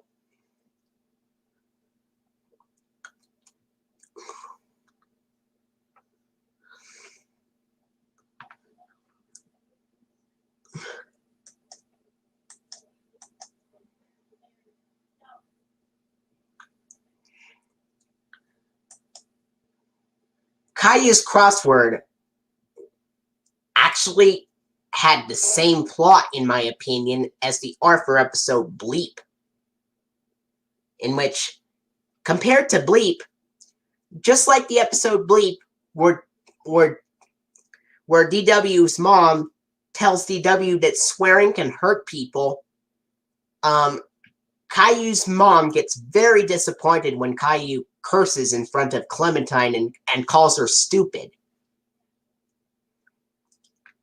And that really hurt her feelings, huh? The Arthur episode Bleep had a very similar plot to Caillou's crossword. And Sailor Mouth pretty much has the same plot as the episode Bleep from Arthur as well, where Mr. Krabs tells SpongeBob never to use any bad words.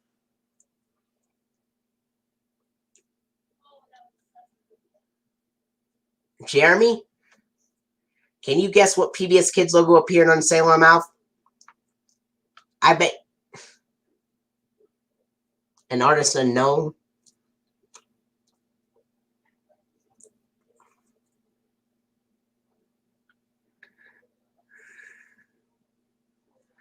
Well,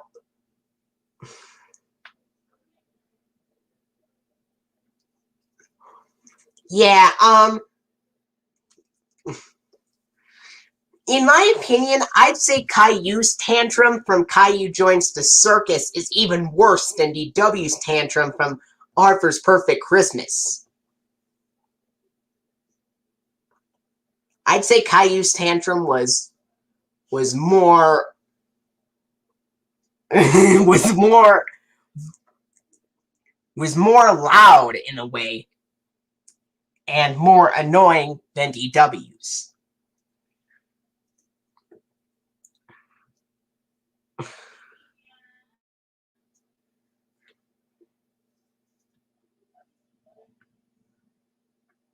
Yep, Jeremy, you are correct. Sailor Mouth and Artist Unknown do have the PBS Kids dot transformation logo. Oh.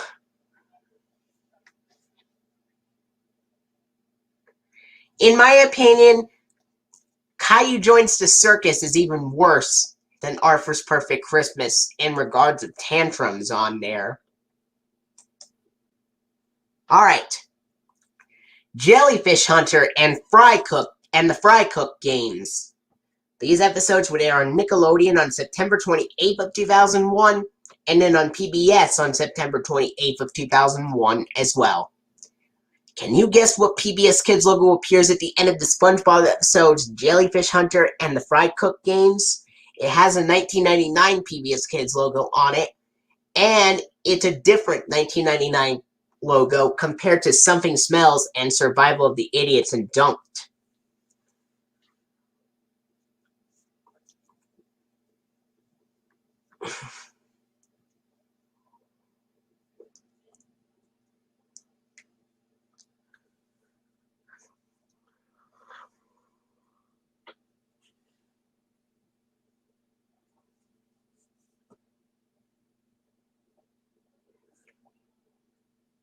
actually, Jellyfish Hunter and the Fry Cook games would have the 1999 PBS Kids Dash logo, with Dash thinking about something.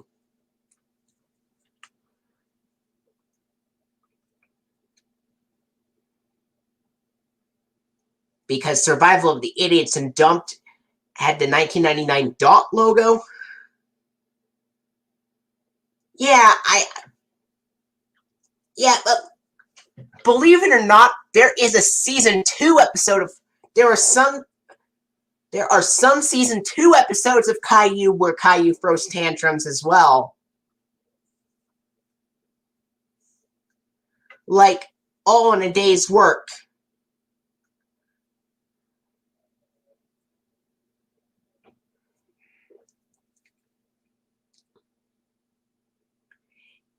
Jeremy Barton. Yep, you are correct, Jeremy.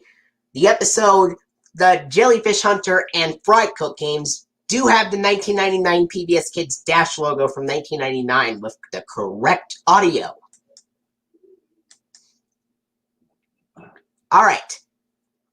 Last season 2 episode, Squid on Strike and Sandy, SpongeBob and the Worm, aired on PBS and Nickelodeon October 12th of 2001. Now, can you guess what PBS Kids logos appeared at the end of the episodes Squid on Strike and Sandy, SpongeBob and the Worm?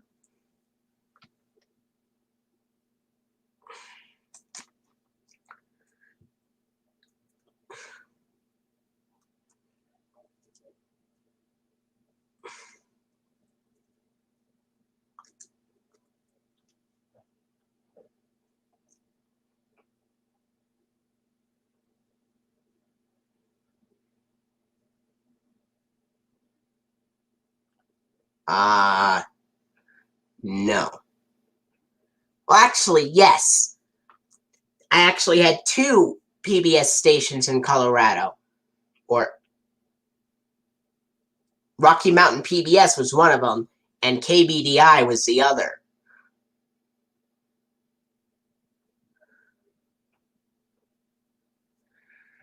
And there is actually... Did you notice that there is a Caillou episode where both Caillou and Rosie cry in the exact same episode?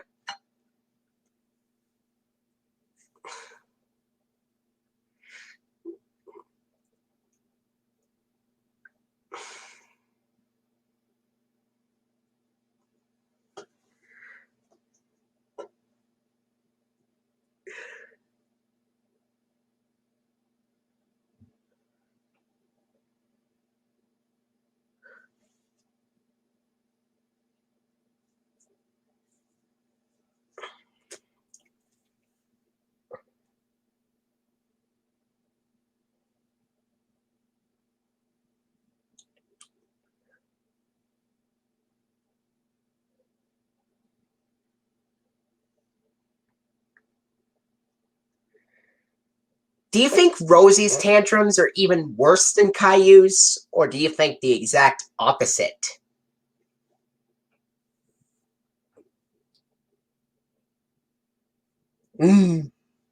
Okay, now we're going to move on to Season 3.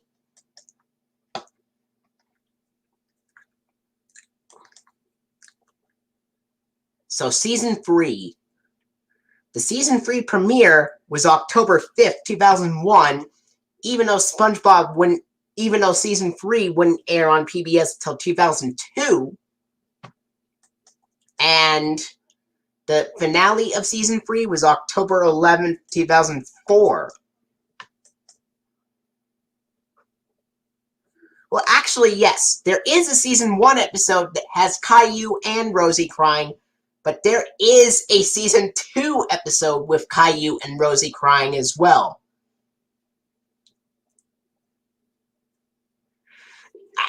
Ouch. If...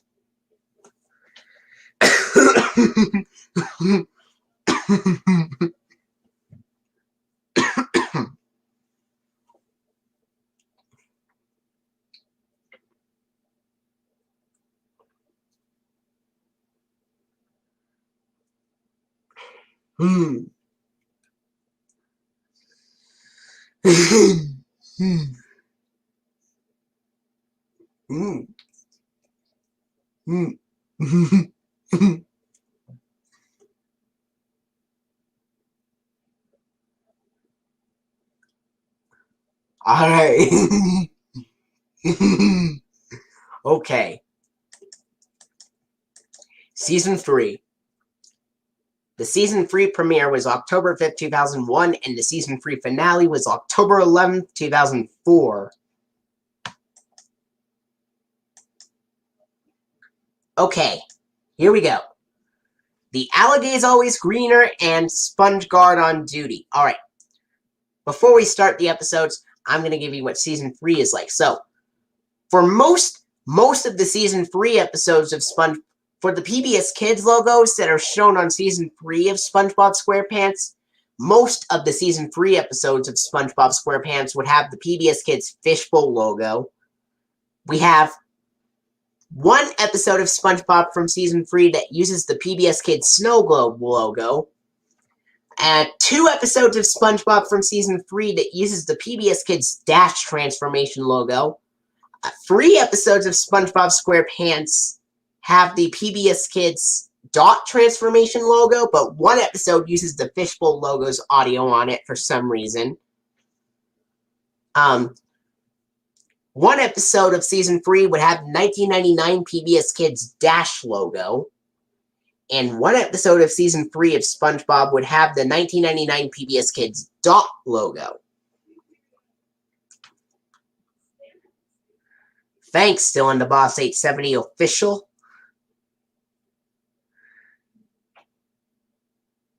Okay.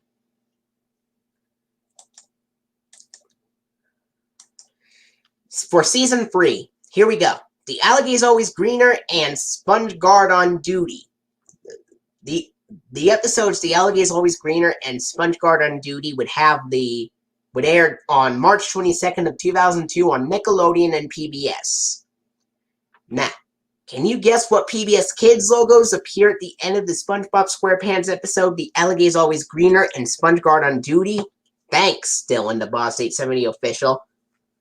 If you really enjoyed the streams, I'm proud of you for that.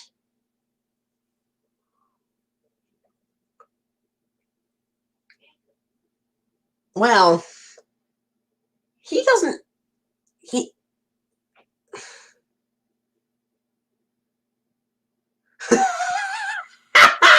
You cracked me up, Dylan the Boss 870 official. That's a very hilarious joke you made.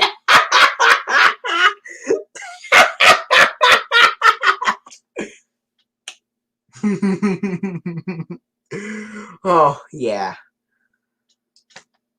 Now, Jeremy, can you guess what PBS Kids logo appears on The Alligator's Always Greener and SpongeGuard on Duty?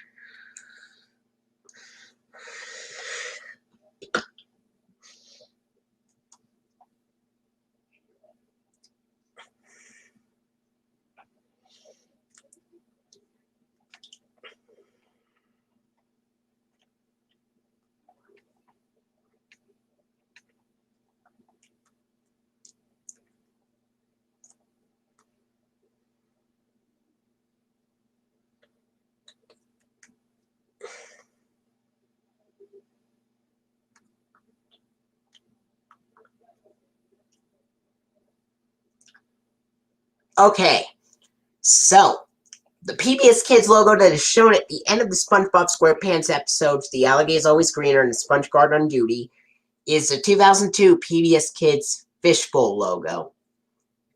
Alright, here's the next one. Club SpongeBob and My Pretty Seahorse.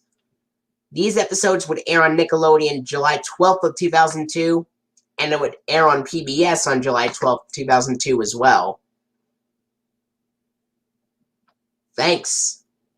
Now, Club SpongeBob and My Pretty Seahorse aired on Nickelodeon and PBS on July 12th of 2002. Now, can you guess what PBS Kids logo appeared at the end of the SpongeBob SquarePants episodes Club SpongeBob and My Pretty Seahorse, Jeremy? Like the alligator's always greener and SpongeGuard on duty, this also has a 2002 logo animated at Primal Screen.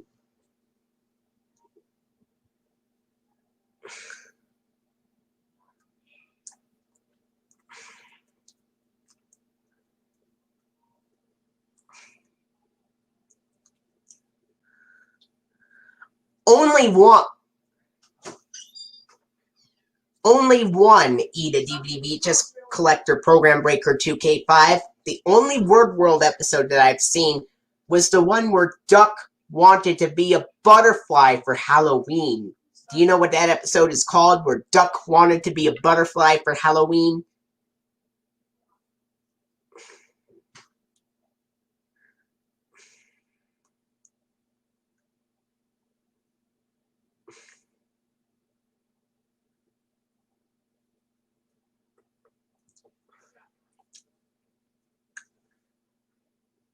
Well, okay, so the PBS Kids logo that is shown at the end of the SpongeBob SquarePants episodes Club SpongeBob and My Pretty Seahorse is once again the 2002 PBS Kids Fishbowl logo.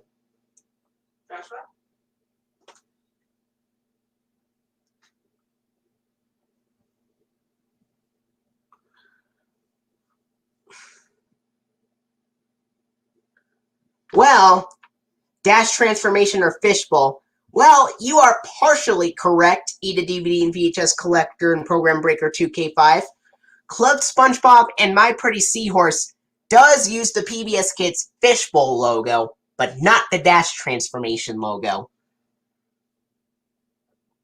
But there are 2 Season 3 episodes that do have the dash transformation logo, just not Club SpongeBob and My Pretty Seahorse.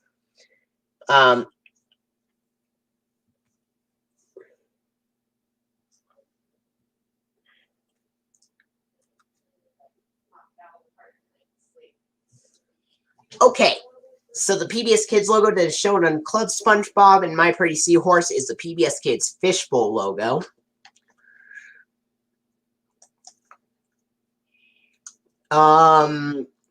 Here we go. Next one. Just One Bite and the Bully aired on Nickelodeon on October 5th of 2001.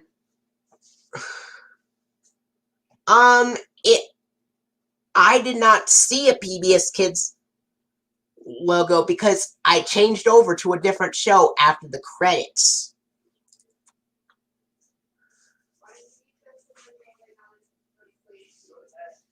Well, it was probably the Snow Globe logo because Eat a DVD and VHS Collector and Program Breaker 2K5 said that Sheet's Halloween costume had the Snow Globe logo.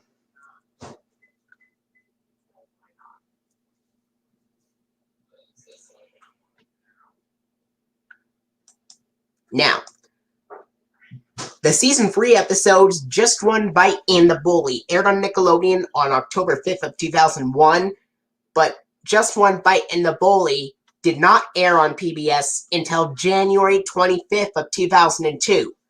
Do you want to know the reason why Just One Bite and the Bully aired on PBS on January 25th, 2002 instead?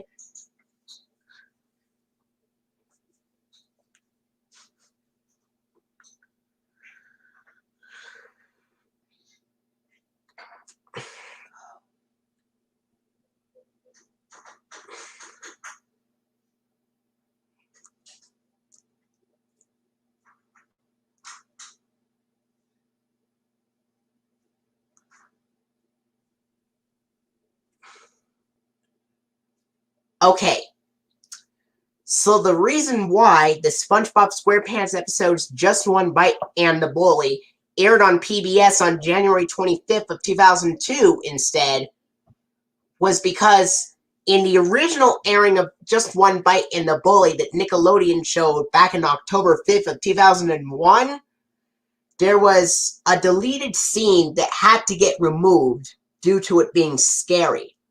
When Squidward entered the Krusty Krab, he accidentally spilled a gasoline tank, and the Krusty Krab exploded and caught fire as a result.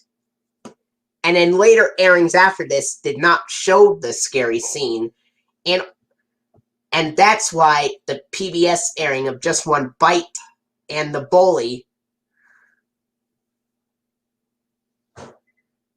and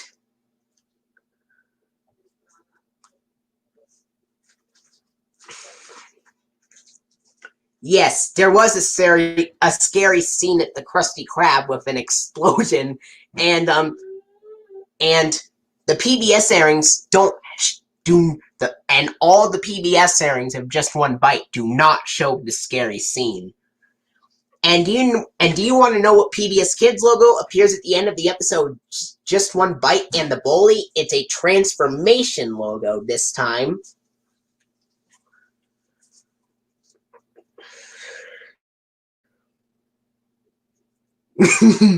Okay, so mm.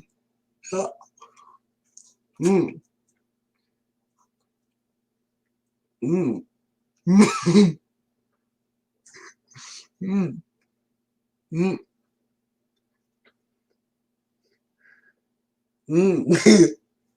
Mm.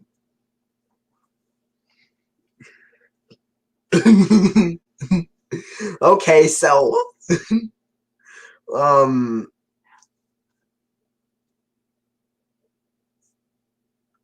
okay, so the PBS Kids logo that is shown at the end of the SpongeBob SquarePants episode Just One Bite and the Bully would be the PBS Kids dot transformation logo from 2000.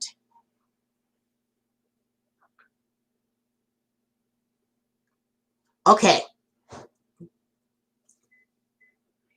And Just One Bite and the Bully use the correct audio in the dot transformation logo, by the way.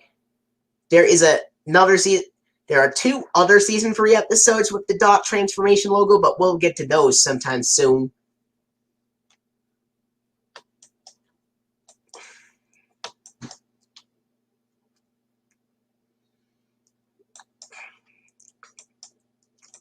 Okay. Here's the next one. Nasty Patty and Idiot Box aired on Nickelodeon and on PBS on March 1st of 2002.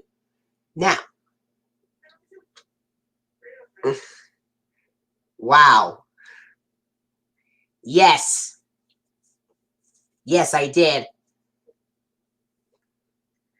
The SpongeBob SquarePants episodes Nasty Patty and Idiot Box would air on Nickelodeon and PBS on March 1st of 2002.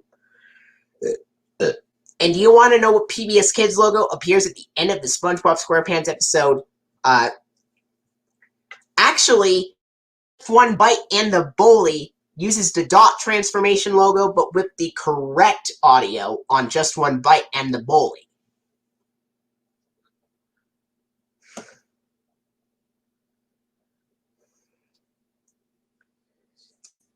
Wow. And do you want to know what PBS Kids logo appears at the end of the SpongeBob SquarePants episode Nasty Patty and Idiot Box?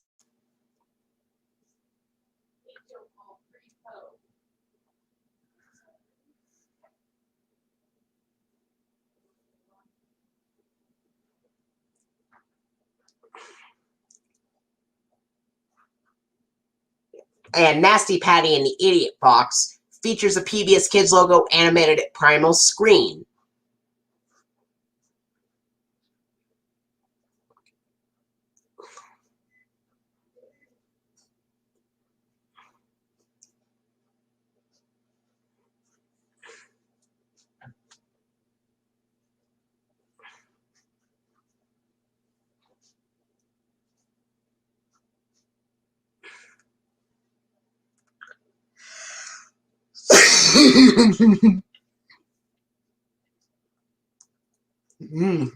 All right.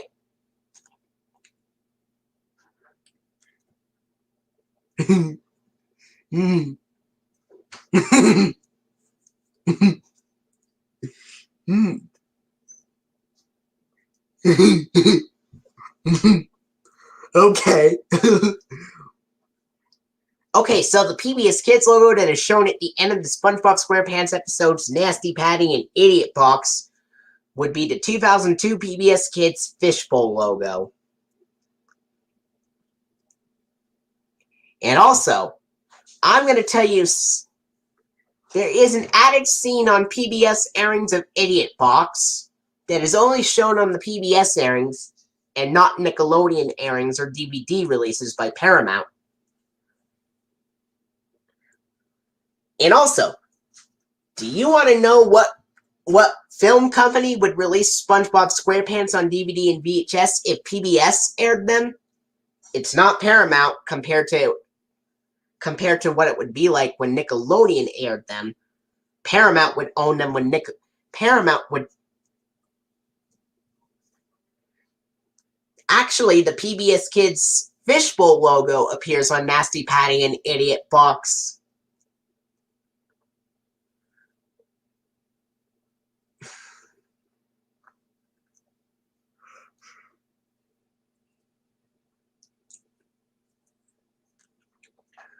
And do you want to know what film companies would distribute SpongeBob if PBS aired SpongeBob?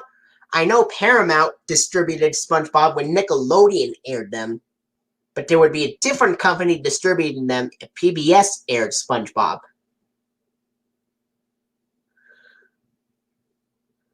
Can you guess what the movie company is that would distribute SpongeBob if PBS owned the rights and aired them?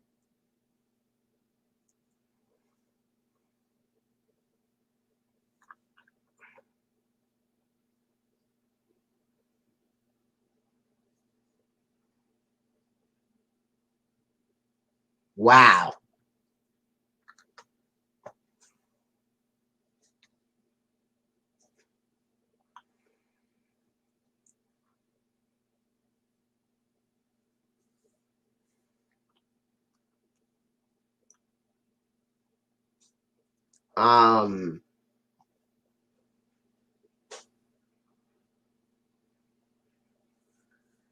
Okay. So, on PBS airings of Idiot Box, it's a little bit different compared to the Nickelodeon airings.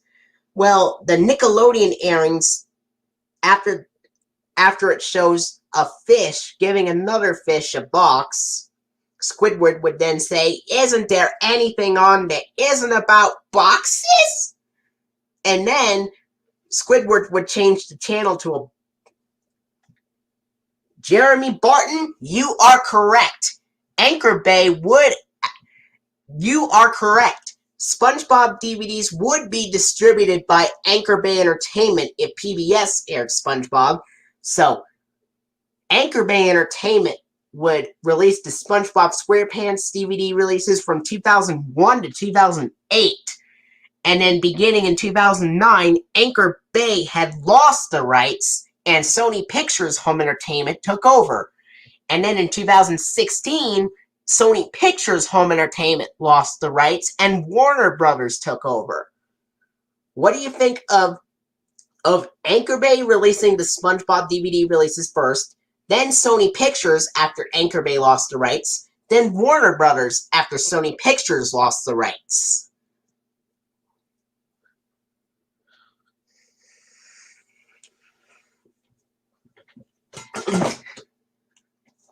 Well, other Nickelodeon shows that would distribute other shows that would air on PBS would be distributed by Sony Wonder, but SpongeBob is an exception as it's by Anchor Bay instead. What do you think? What do you think of other shows? What do you think of other Nickelodeon shows that aired on PBS being distributed by Sony Wonder, except for SpongeBob, which is done by Anchor Bay? So, on Nickelodeon airings and on Nickelodeon airings and VHS and DVD releases of SpongeBob distributed by Paramount, after the fish gives another fish a box, Squidward would go, "Isn't there anything on that isn't about boxes?" And then Squidward would change the channel to a boxing match, and then after Squidward sees the boxes in a boxing match, he would go, "I give up." But on the PBS airings of Idiot Box, it's a little bit different.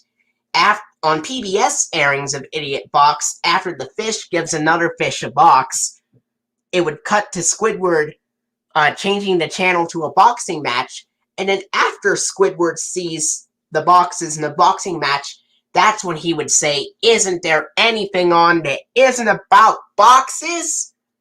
And then after Squidward says that line, that's when he changes the channel to Elmo's World being shown on Squidward's TV, showing the original Season 1 version of the Elmo's World theme from 1998 to 1999, and it shows most of the food intro as well.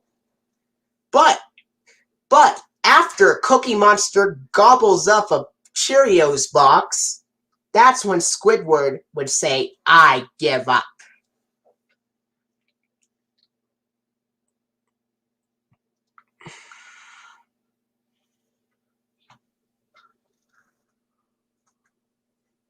What do you think of those edits on now?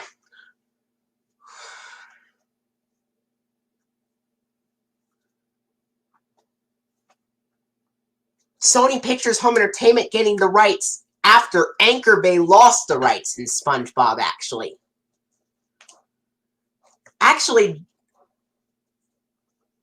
Jeremy, Sony Pictures Home Entertainment did get the rights after Anchor Bay lost them in 2009.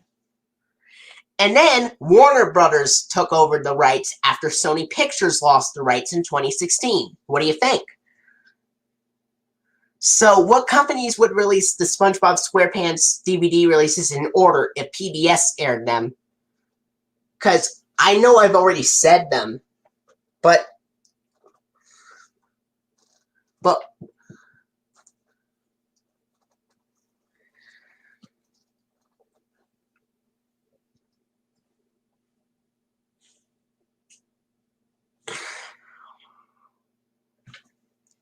and there are very few Sony Pictures Home Entertainment releases of SpongeBob that have older PBS Kids logos on there because of older episodes being on there, like 10 Happiest Moments.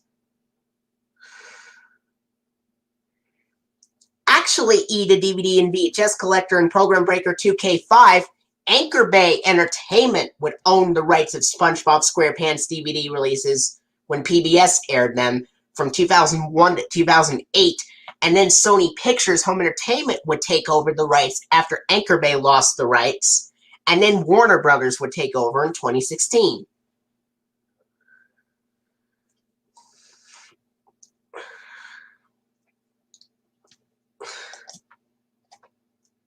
And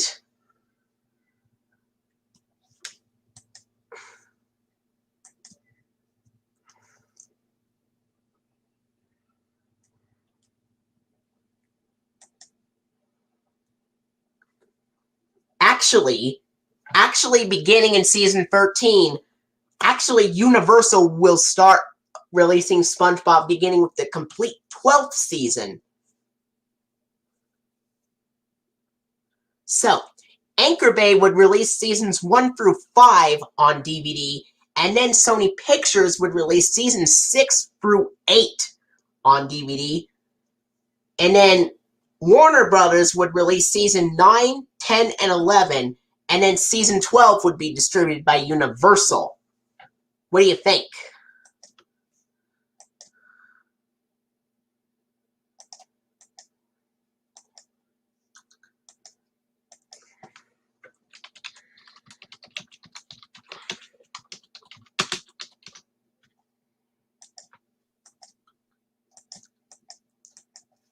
And Jeremy Barton. The Warner Brothers releases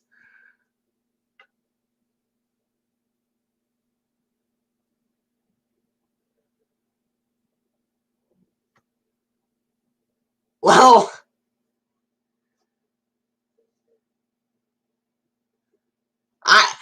that was pretty funny, actually. No, I'm not mad at all. That was pretty hilarious.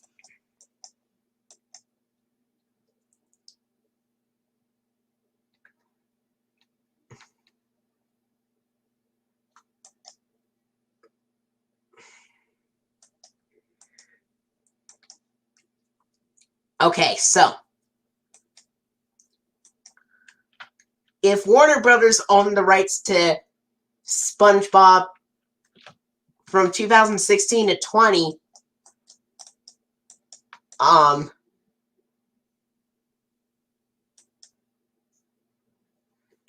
if Warner Brothers owned the rights to SpongeBob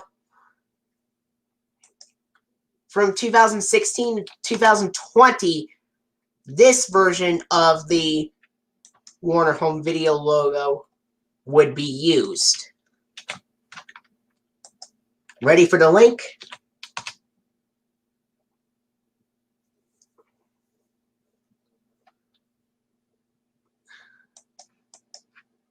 There are a few different versions. Do you know what version of the Warner Home Video logo this is? It's in widescreen and it has the regular strings on it. That would be used on SpongeBob releases from 2016 to 2020.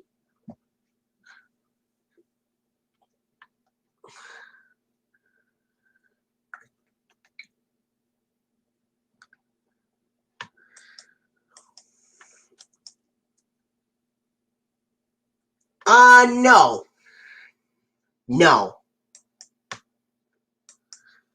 Only on international airings like Canada would have the deleted scene intact.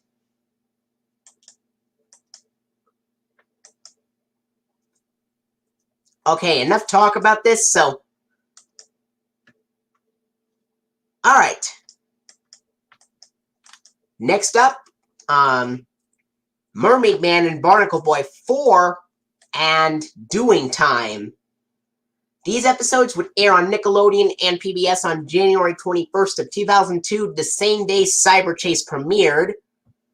And, just like Welcome to the Chum Bucket and Frankendoodle, this also uses a PBS Kids logo animated at Primal Screen on the episodes Mermaid Man, Barnacle Boy 3, and Doing Time.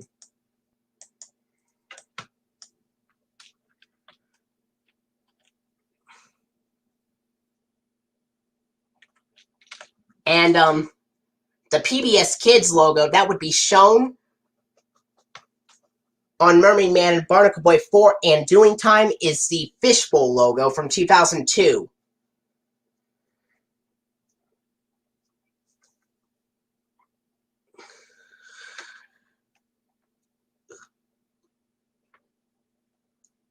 Yeah, but the SpongeBob DVD releases would still use the Warner Home Video logo until 2020, when Universal would start taking over the rights then.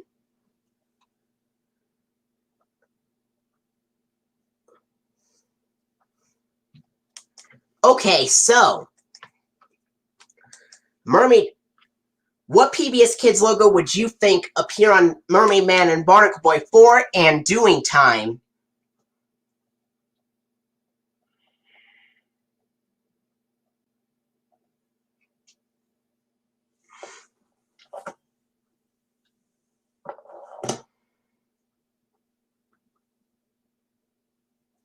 Hold on a second, folks. I'll be right back.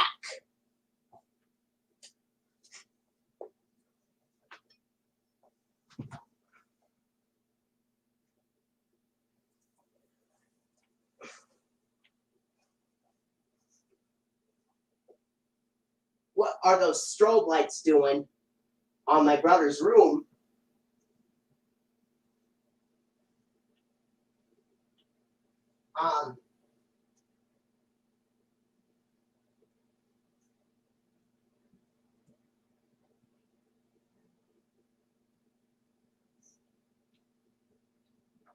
There are lights flashing everywhere on my brother's room.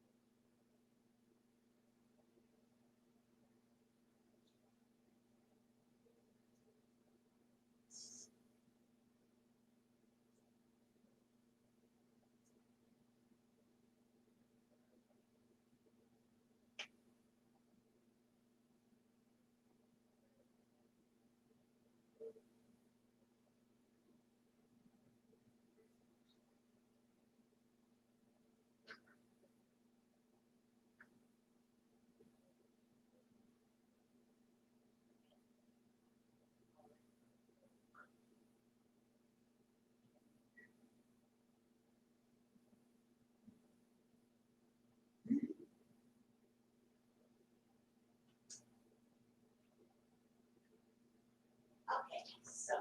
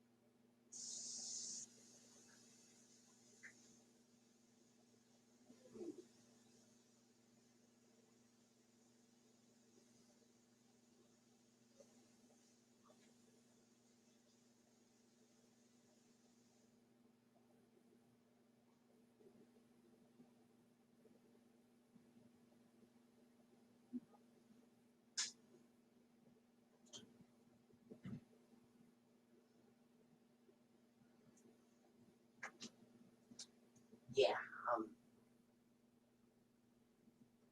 I think the lights are wearing out, Joshua.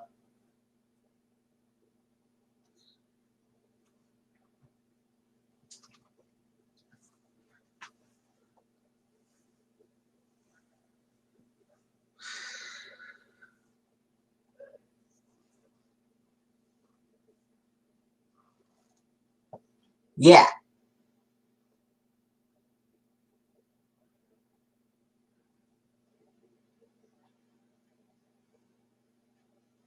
Okay, so can you guess what PBS Kids logo appears at the end of Mermaid Man and Barnacle Boy 4 and Doing Time? It's a PBS Kids logo animated primal screen.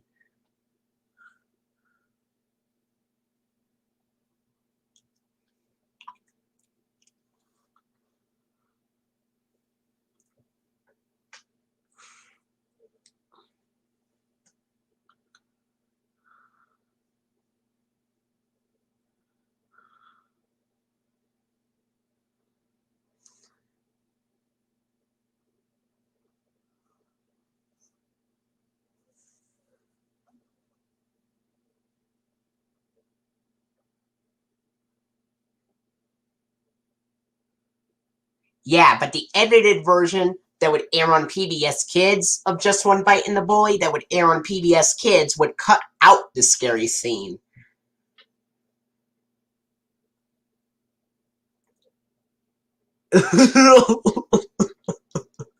Okay, so.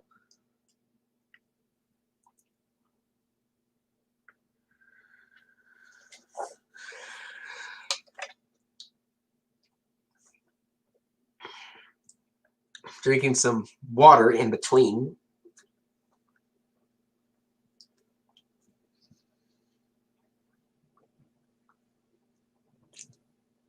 Okay, so the PBS Kids logo that is shown at the end of Mermaid Man and Barnacle Boy 3, Mermaid Man and Barnacle Boy 4 and Doing Time would be the 2002 PBS Kids Fishbowl logo. Here's the next one. Snowball Effect and One Crab's Trash. The episode Snowball Effect and One Crab's Trash would air on PBS and Nickelodeon February 22nd of 2002.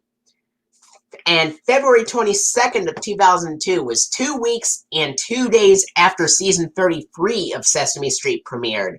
So, Snowball Effect and One Crab's Trash would air on Nickelodeon and PBS on February 22nd of 2002. And can you guess what PBS Kids logo would appear at the end of Snowball Effect and One Crab's Trash? It's perfectly fitting for this episode.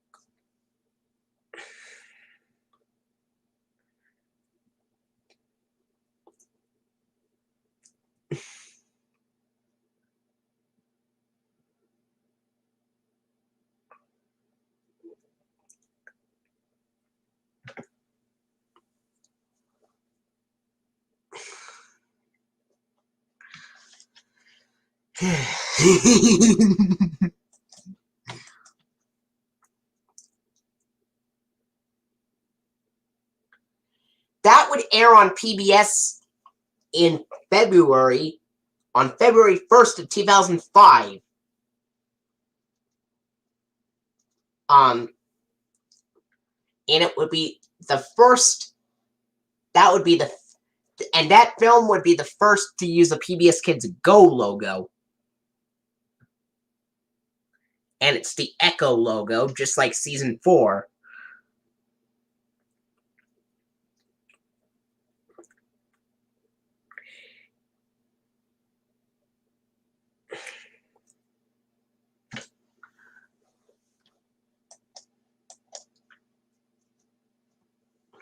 Okay, Jeremy, can you guess what PBS Kids logo appears at the end of Mermaid Man and Barnacle Boy? Alright, can you guess what PBS Kids logo appears at the end of Mermaid Man and Barnacle Boy 4 and Doing Time? And can you guess what PBS Kids logo appears at the end of Snowball Effect and One Crab's Trash?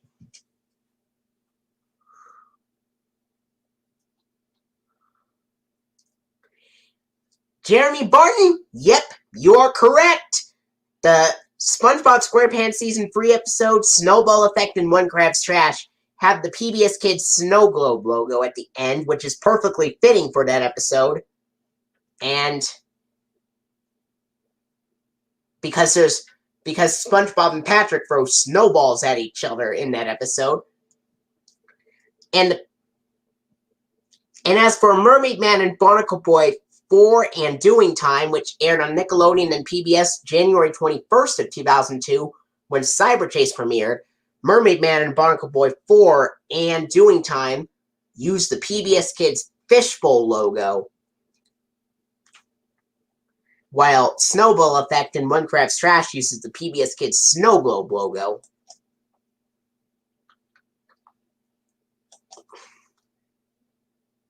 Alright, here's the next one. As Seen on TV and Can You Spare a Dime? The episodes As Seen on TV and Can You Spare a Dime aired on March 8th of 2002 on Nickelodeon and PBS.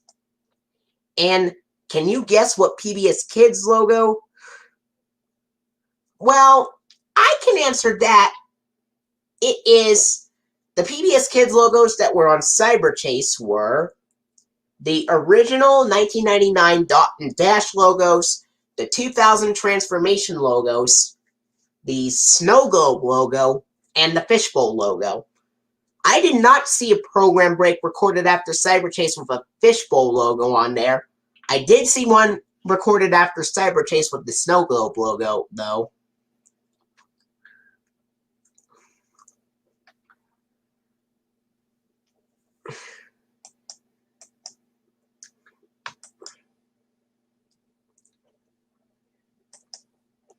Now, Can you guess what PBS Kids logos appeared at the end of the Season 3 episodes as seen on TV, and can you spare a dime?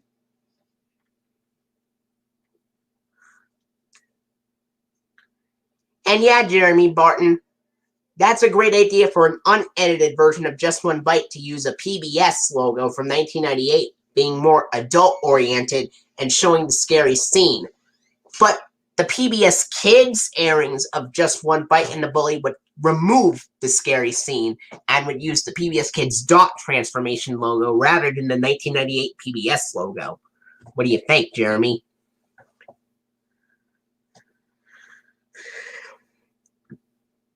Yeah.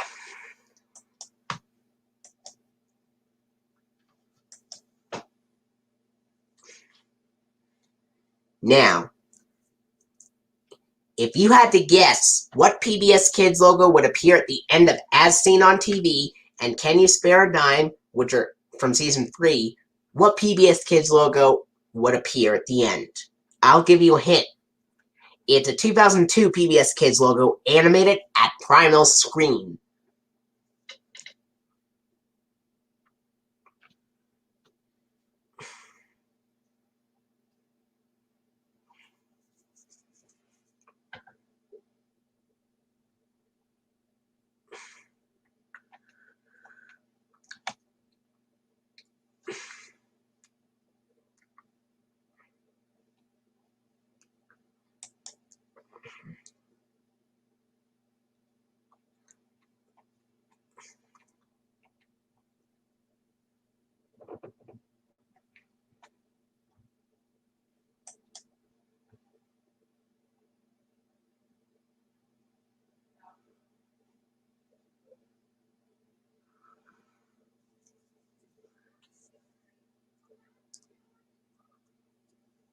Okay, so the PBS Kids logos that are shown on As Seen on TV and Can You Spare a Dime is the PBS Kids Fishbowl logo. Here's the next one. No Weenies Allowed and Squilliam Returns. The episodes No Weenies Allowed and Squilliam Returns aired on Nickelodeon and PBS on March 15th of 2002.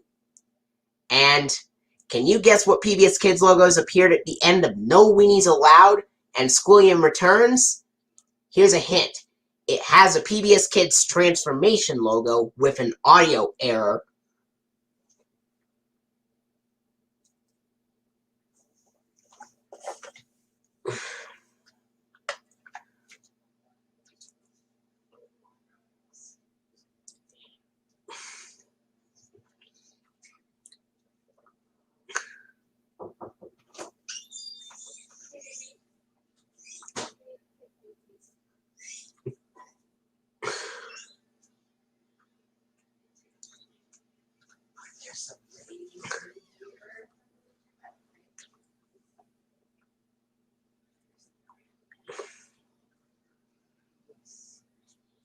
Oh, and Jeremy, can you also guess what PBS Kids logo would appear at the end of As Seen on TV and Can You Spare a Dime? It has a PBS Kids logo animated at Primal Screen.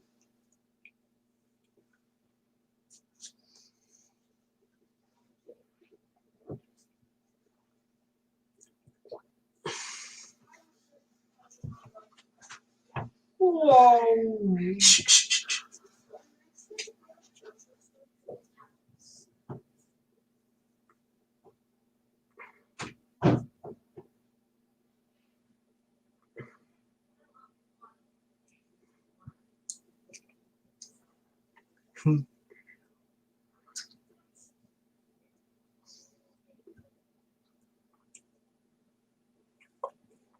Okay, so the PBS Kids logo that is shown on No Weenies Allowed and Squilliam Returns is the PBS Kids dot transformation logo with the Fishbowl logo's audio.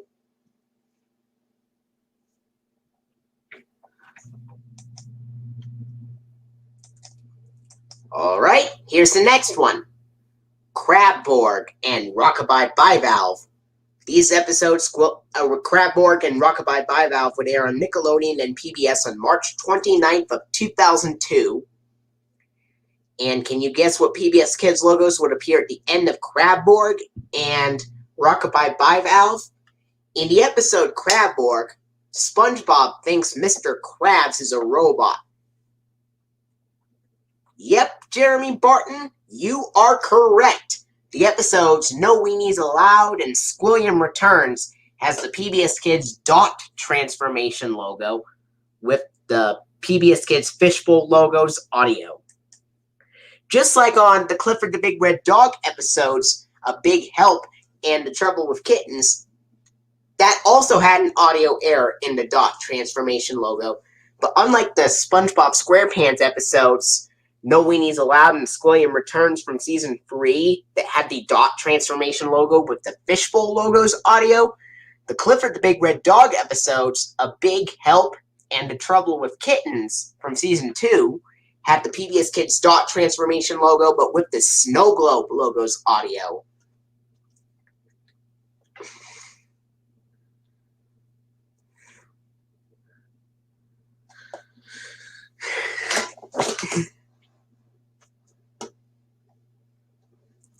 And you are correct. The episodes As Seen on TV and Can You Spare a Dime do have the 2002 PBS Kids Fishbowl logo with the correct audio. Of course. Okay. The episodes Crabborg and Rockabye Bivalve aired on March 29th of 2002 on Nickelodeon and PBS. Now, can you guess what PBS Kids logo?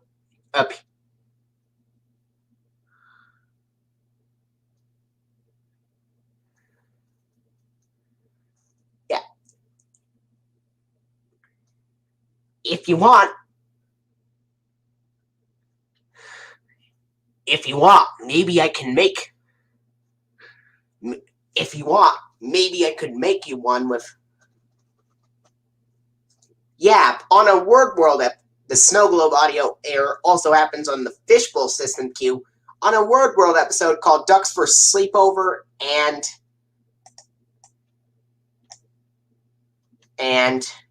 all right.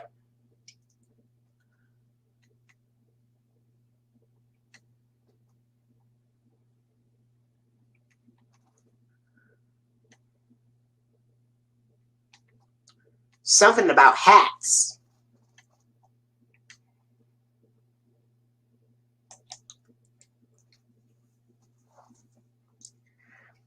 Now, one hat fits all. Ducks for Sleepover and one hat fits all. Yeah.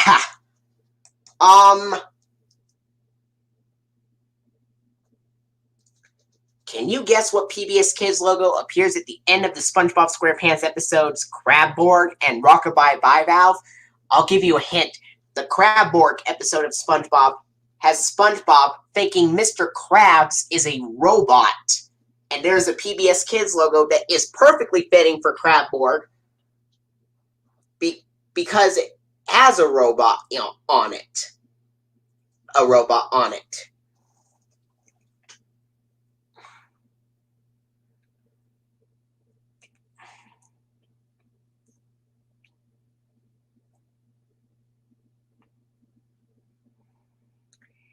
And it's the opposite transformation logo. Unlike Just One Bite and The Bully and No Weenies Allowed and Squilliam Returns.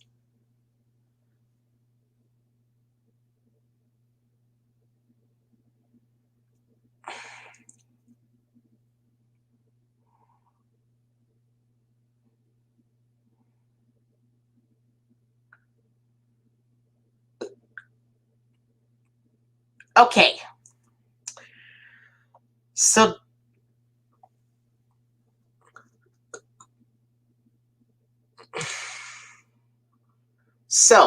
the SpongeBob SquarePants episodes Crabborg and Rockabye Bivalve have the PBS Kids Dash transformation logo from 2000.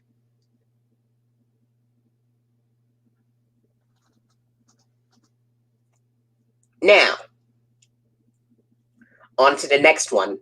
We're going to try to wrap it up as soon as possible, so I'll just tell you the logos for the rest of them. So,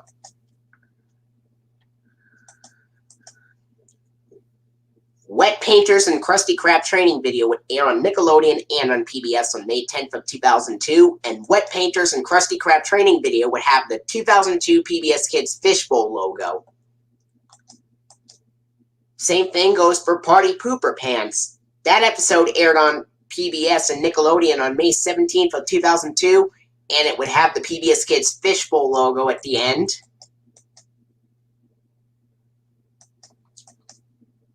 Yeah, but did you notice there are some Word World episodes that have the PBS Kids Fishbowl logo with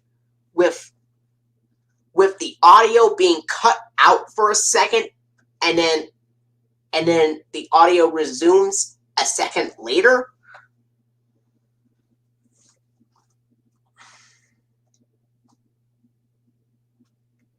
Yep, Crabborg and Rockabye Vivalve have the dash transformation logo with the correct audio, of course. Okay. Chocolate with Nuts and Mermaid Man and Barnacle Boy 5 aired on Nickelodeon and PBS on June 1st of 2002.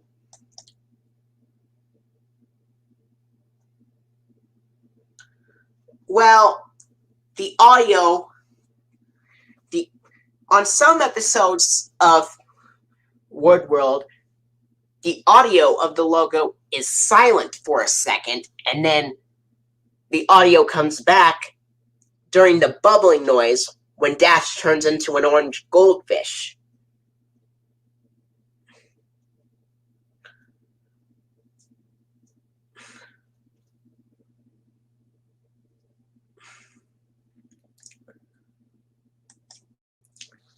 So, Chocolate with Nuts and Mermaid Man and Barnacle Boy 5 aired on Nickelodeon and PBS on June 1st of 2002 and would have the PBS Kids Fishbowl logo at the end. And Chocolate with Nuts and Mermaid Man and Barnacle Boy 5 would be the last episode that would use the PBS, that would use the Chuck E. Cheese's laughing commercial with Cool Chuck. That is a newer episode. Because even though Club SpongeBob and My Pretty Seahorse aired a month later, is still considered an older episode due to it being the second episode, and it would also have the laughing commercial.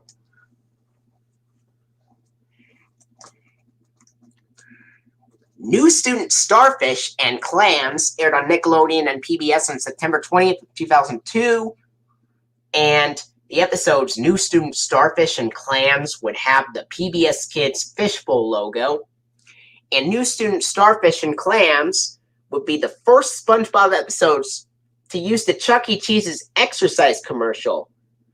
Now, the episodes from September 2002 to August 2003 would have the Chuck E. Cheese's exercise commercial without the URL, and then episodes beginning in October 2003 would have the Chuck E. Cheese's exercise commercial with the URL.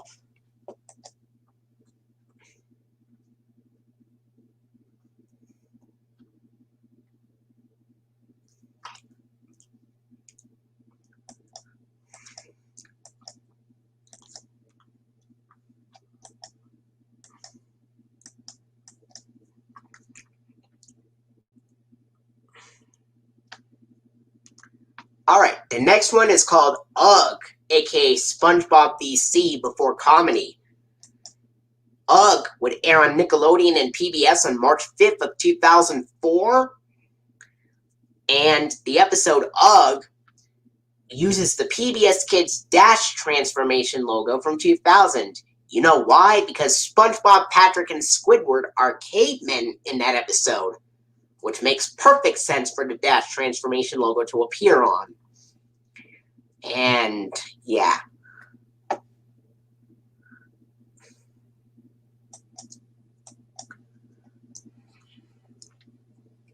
Okay. The Great Snail Race and Midlife Crustacean aired on Nickelodeon and PBS on January 24th of 2003. And the episodes The Great Snail Race and Midlife Crustacean would have the PBS Kids Fishbowl logo at the end. Born Again Crabs and I Had an Accident aired on Nickelodeon on October 4th of 2003 and then on PBS on October 10th of 2003. And the episodes Born Again Crabs and I Had an Accident would have the 2002 PBS Kids Fishbowl logo as well. And Born Again Crabs and I Had an Accident would be the first season 3 episodes to use the Chuck E. Cheese's exercise commercial with the URL. Just like UGG, which also uses the Chuck E. Cheese's exercise commercial with the URL. And The Great Snail Race and Midlife Crustacean does not have the URL, just like New Student Starfish and Clams. Alright, next one. Krabbyland and the Camping episode would air on Nickelodeon on April 3rd of 2004, and then on PBS on April 9th of 2004. And the episodes, Krabbyland and the Camping episode, would have the 2000 PBS Kids dot transformation logo. And with the correct audio. And Krabbyland and the Camping episode also uses the Chuck E. Cheese's exercise commercial with the URL.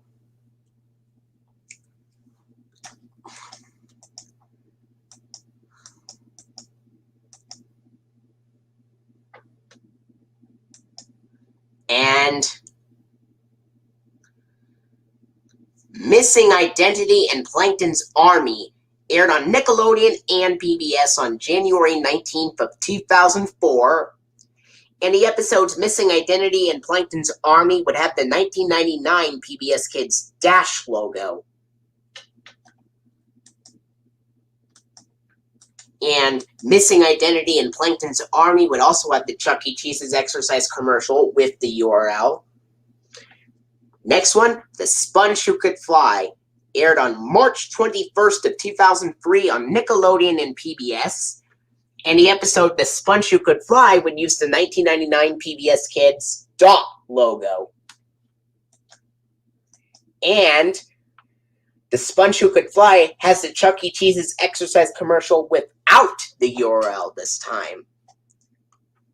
Okay, last one we'll go into before we end the stream is SpongeBob Meets the Strangler and Pranks a Lot.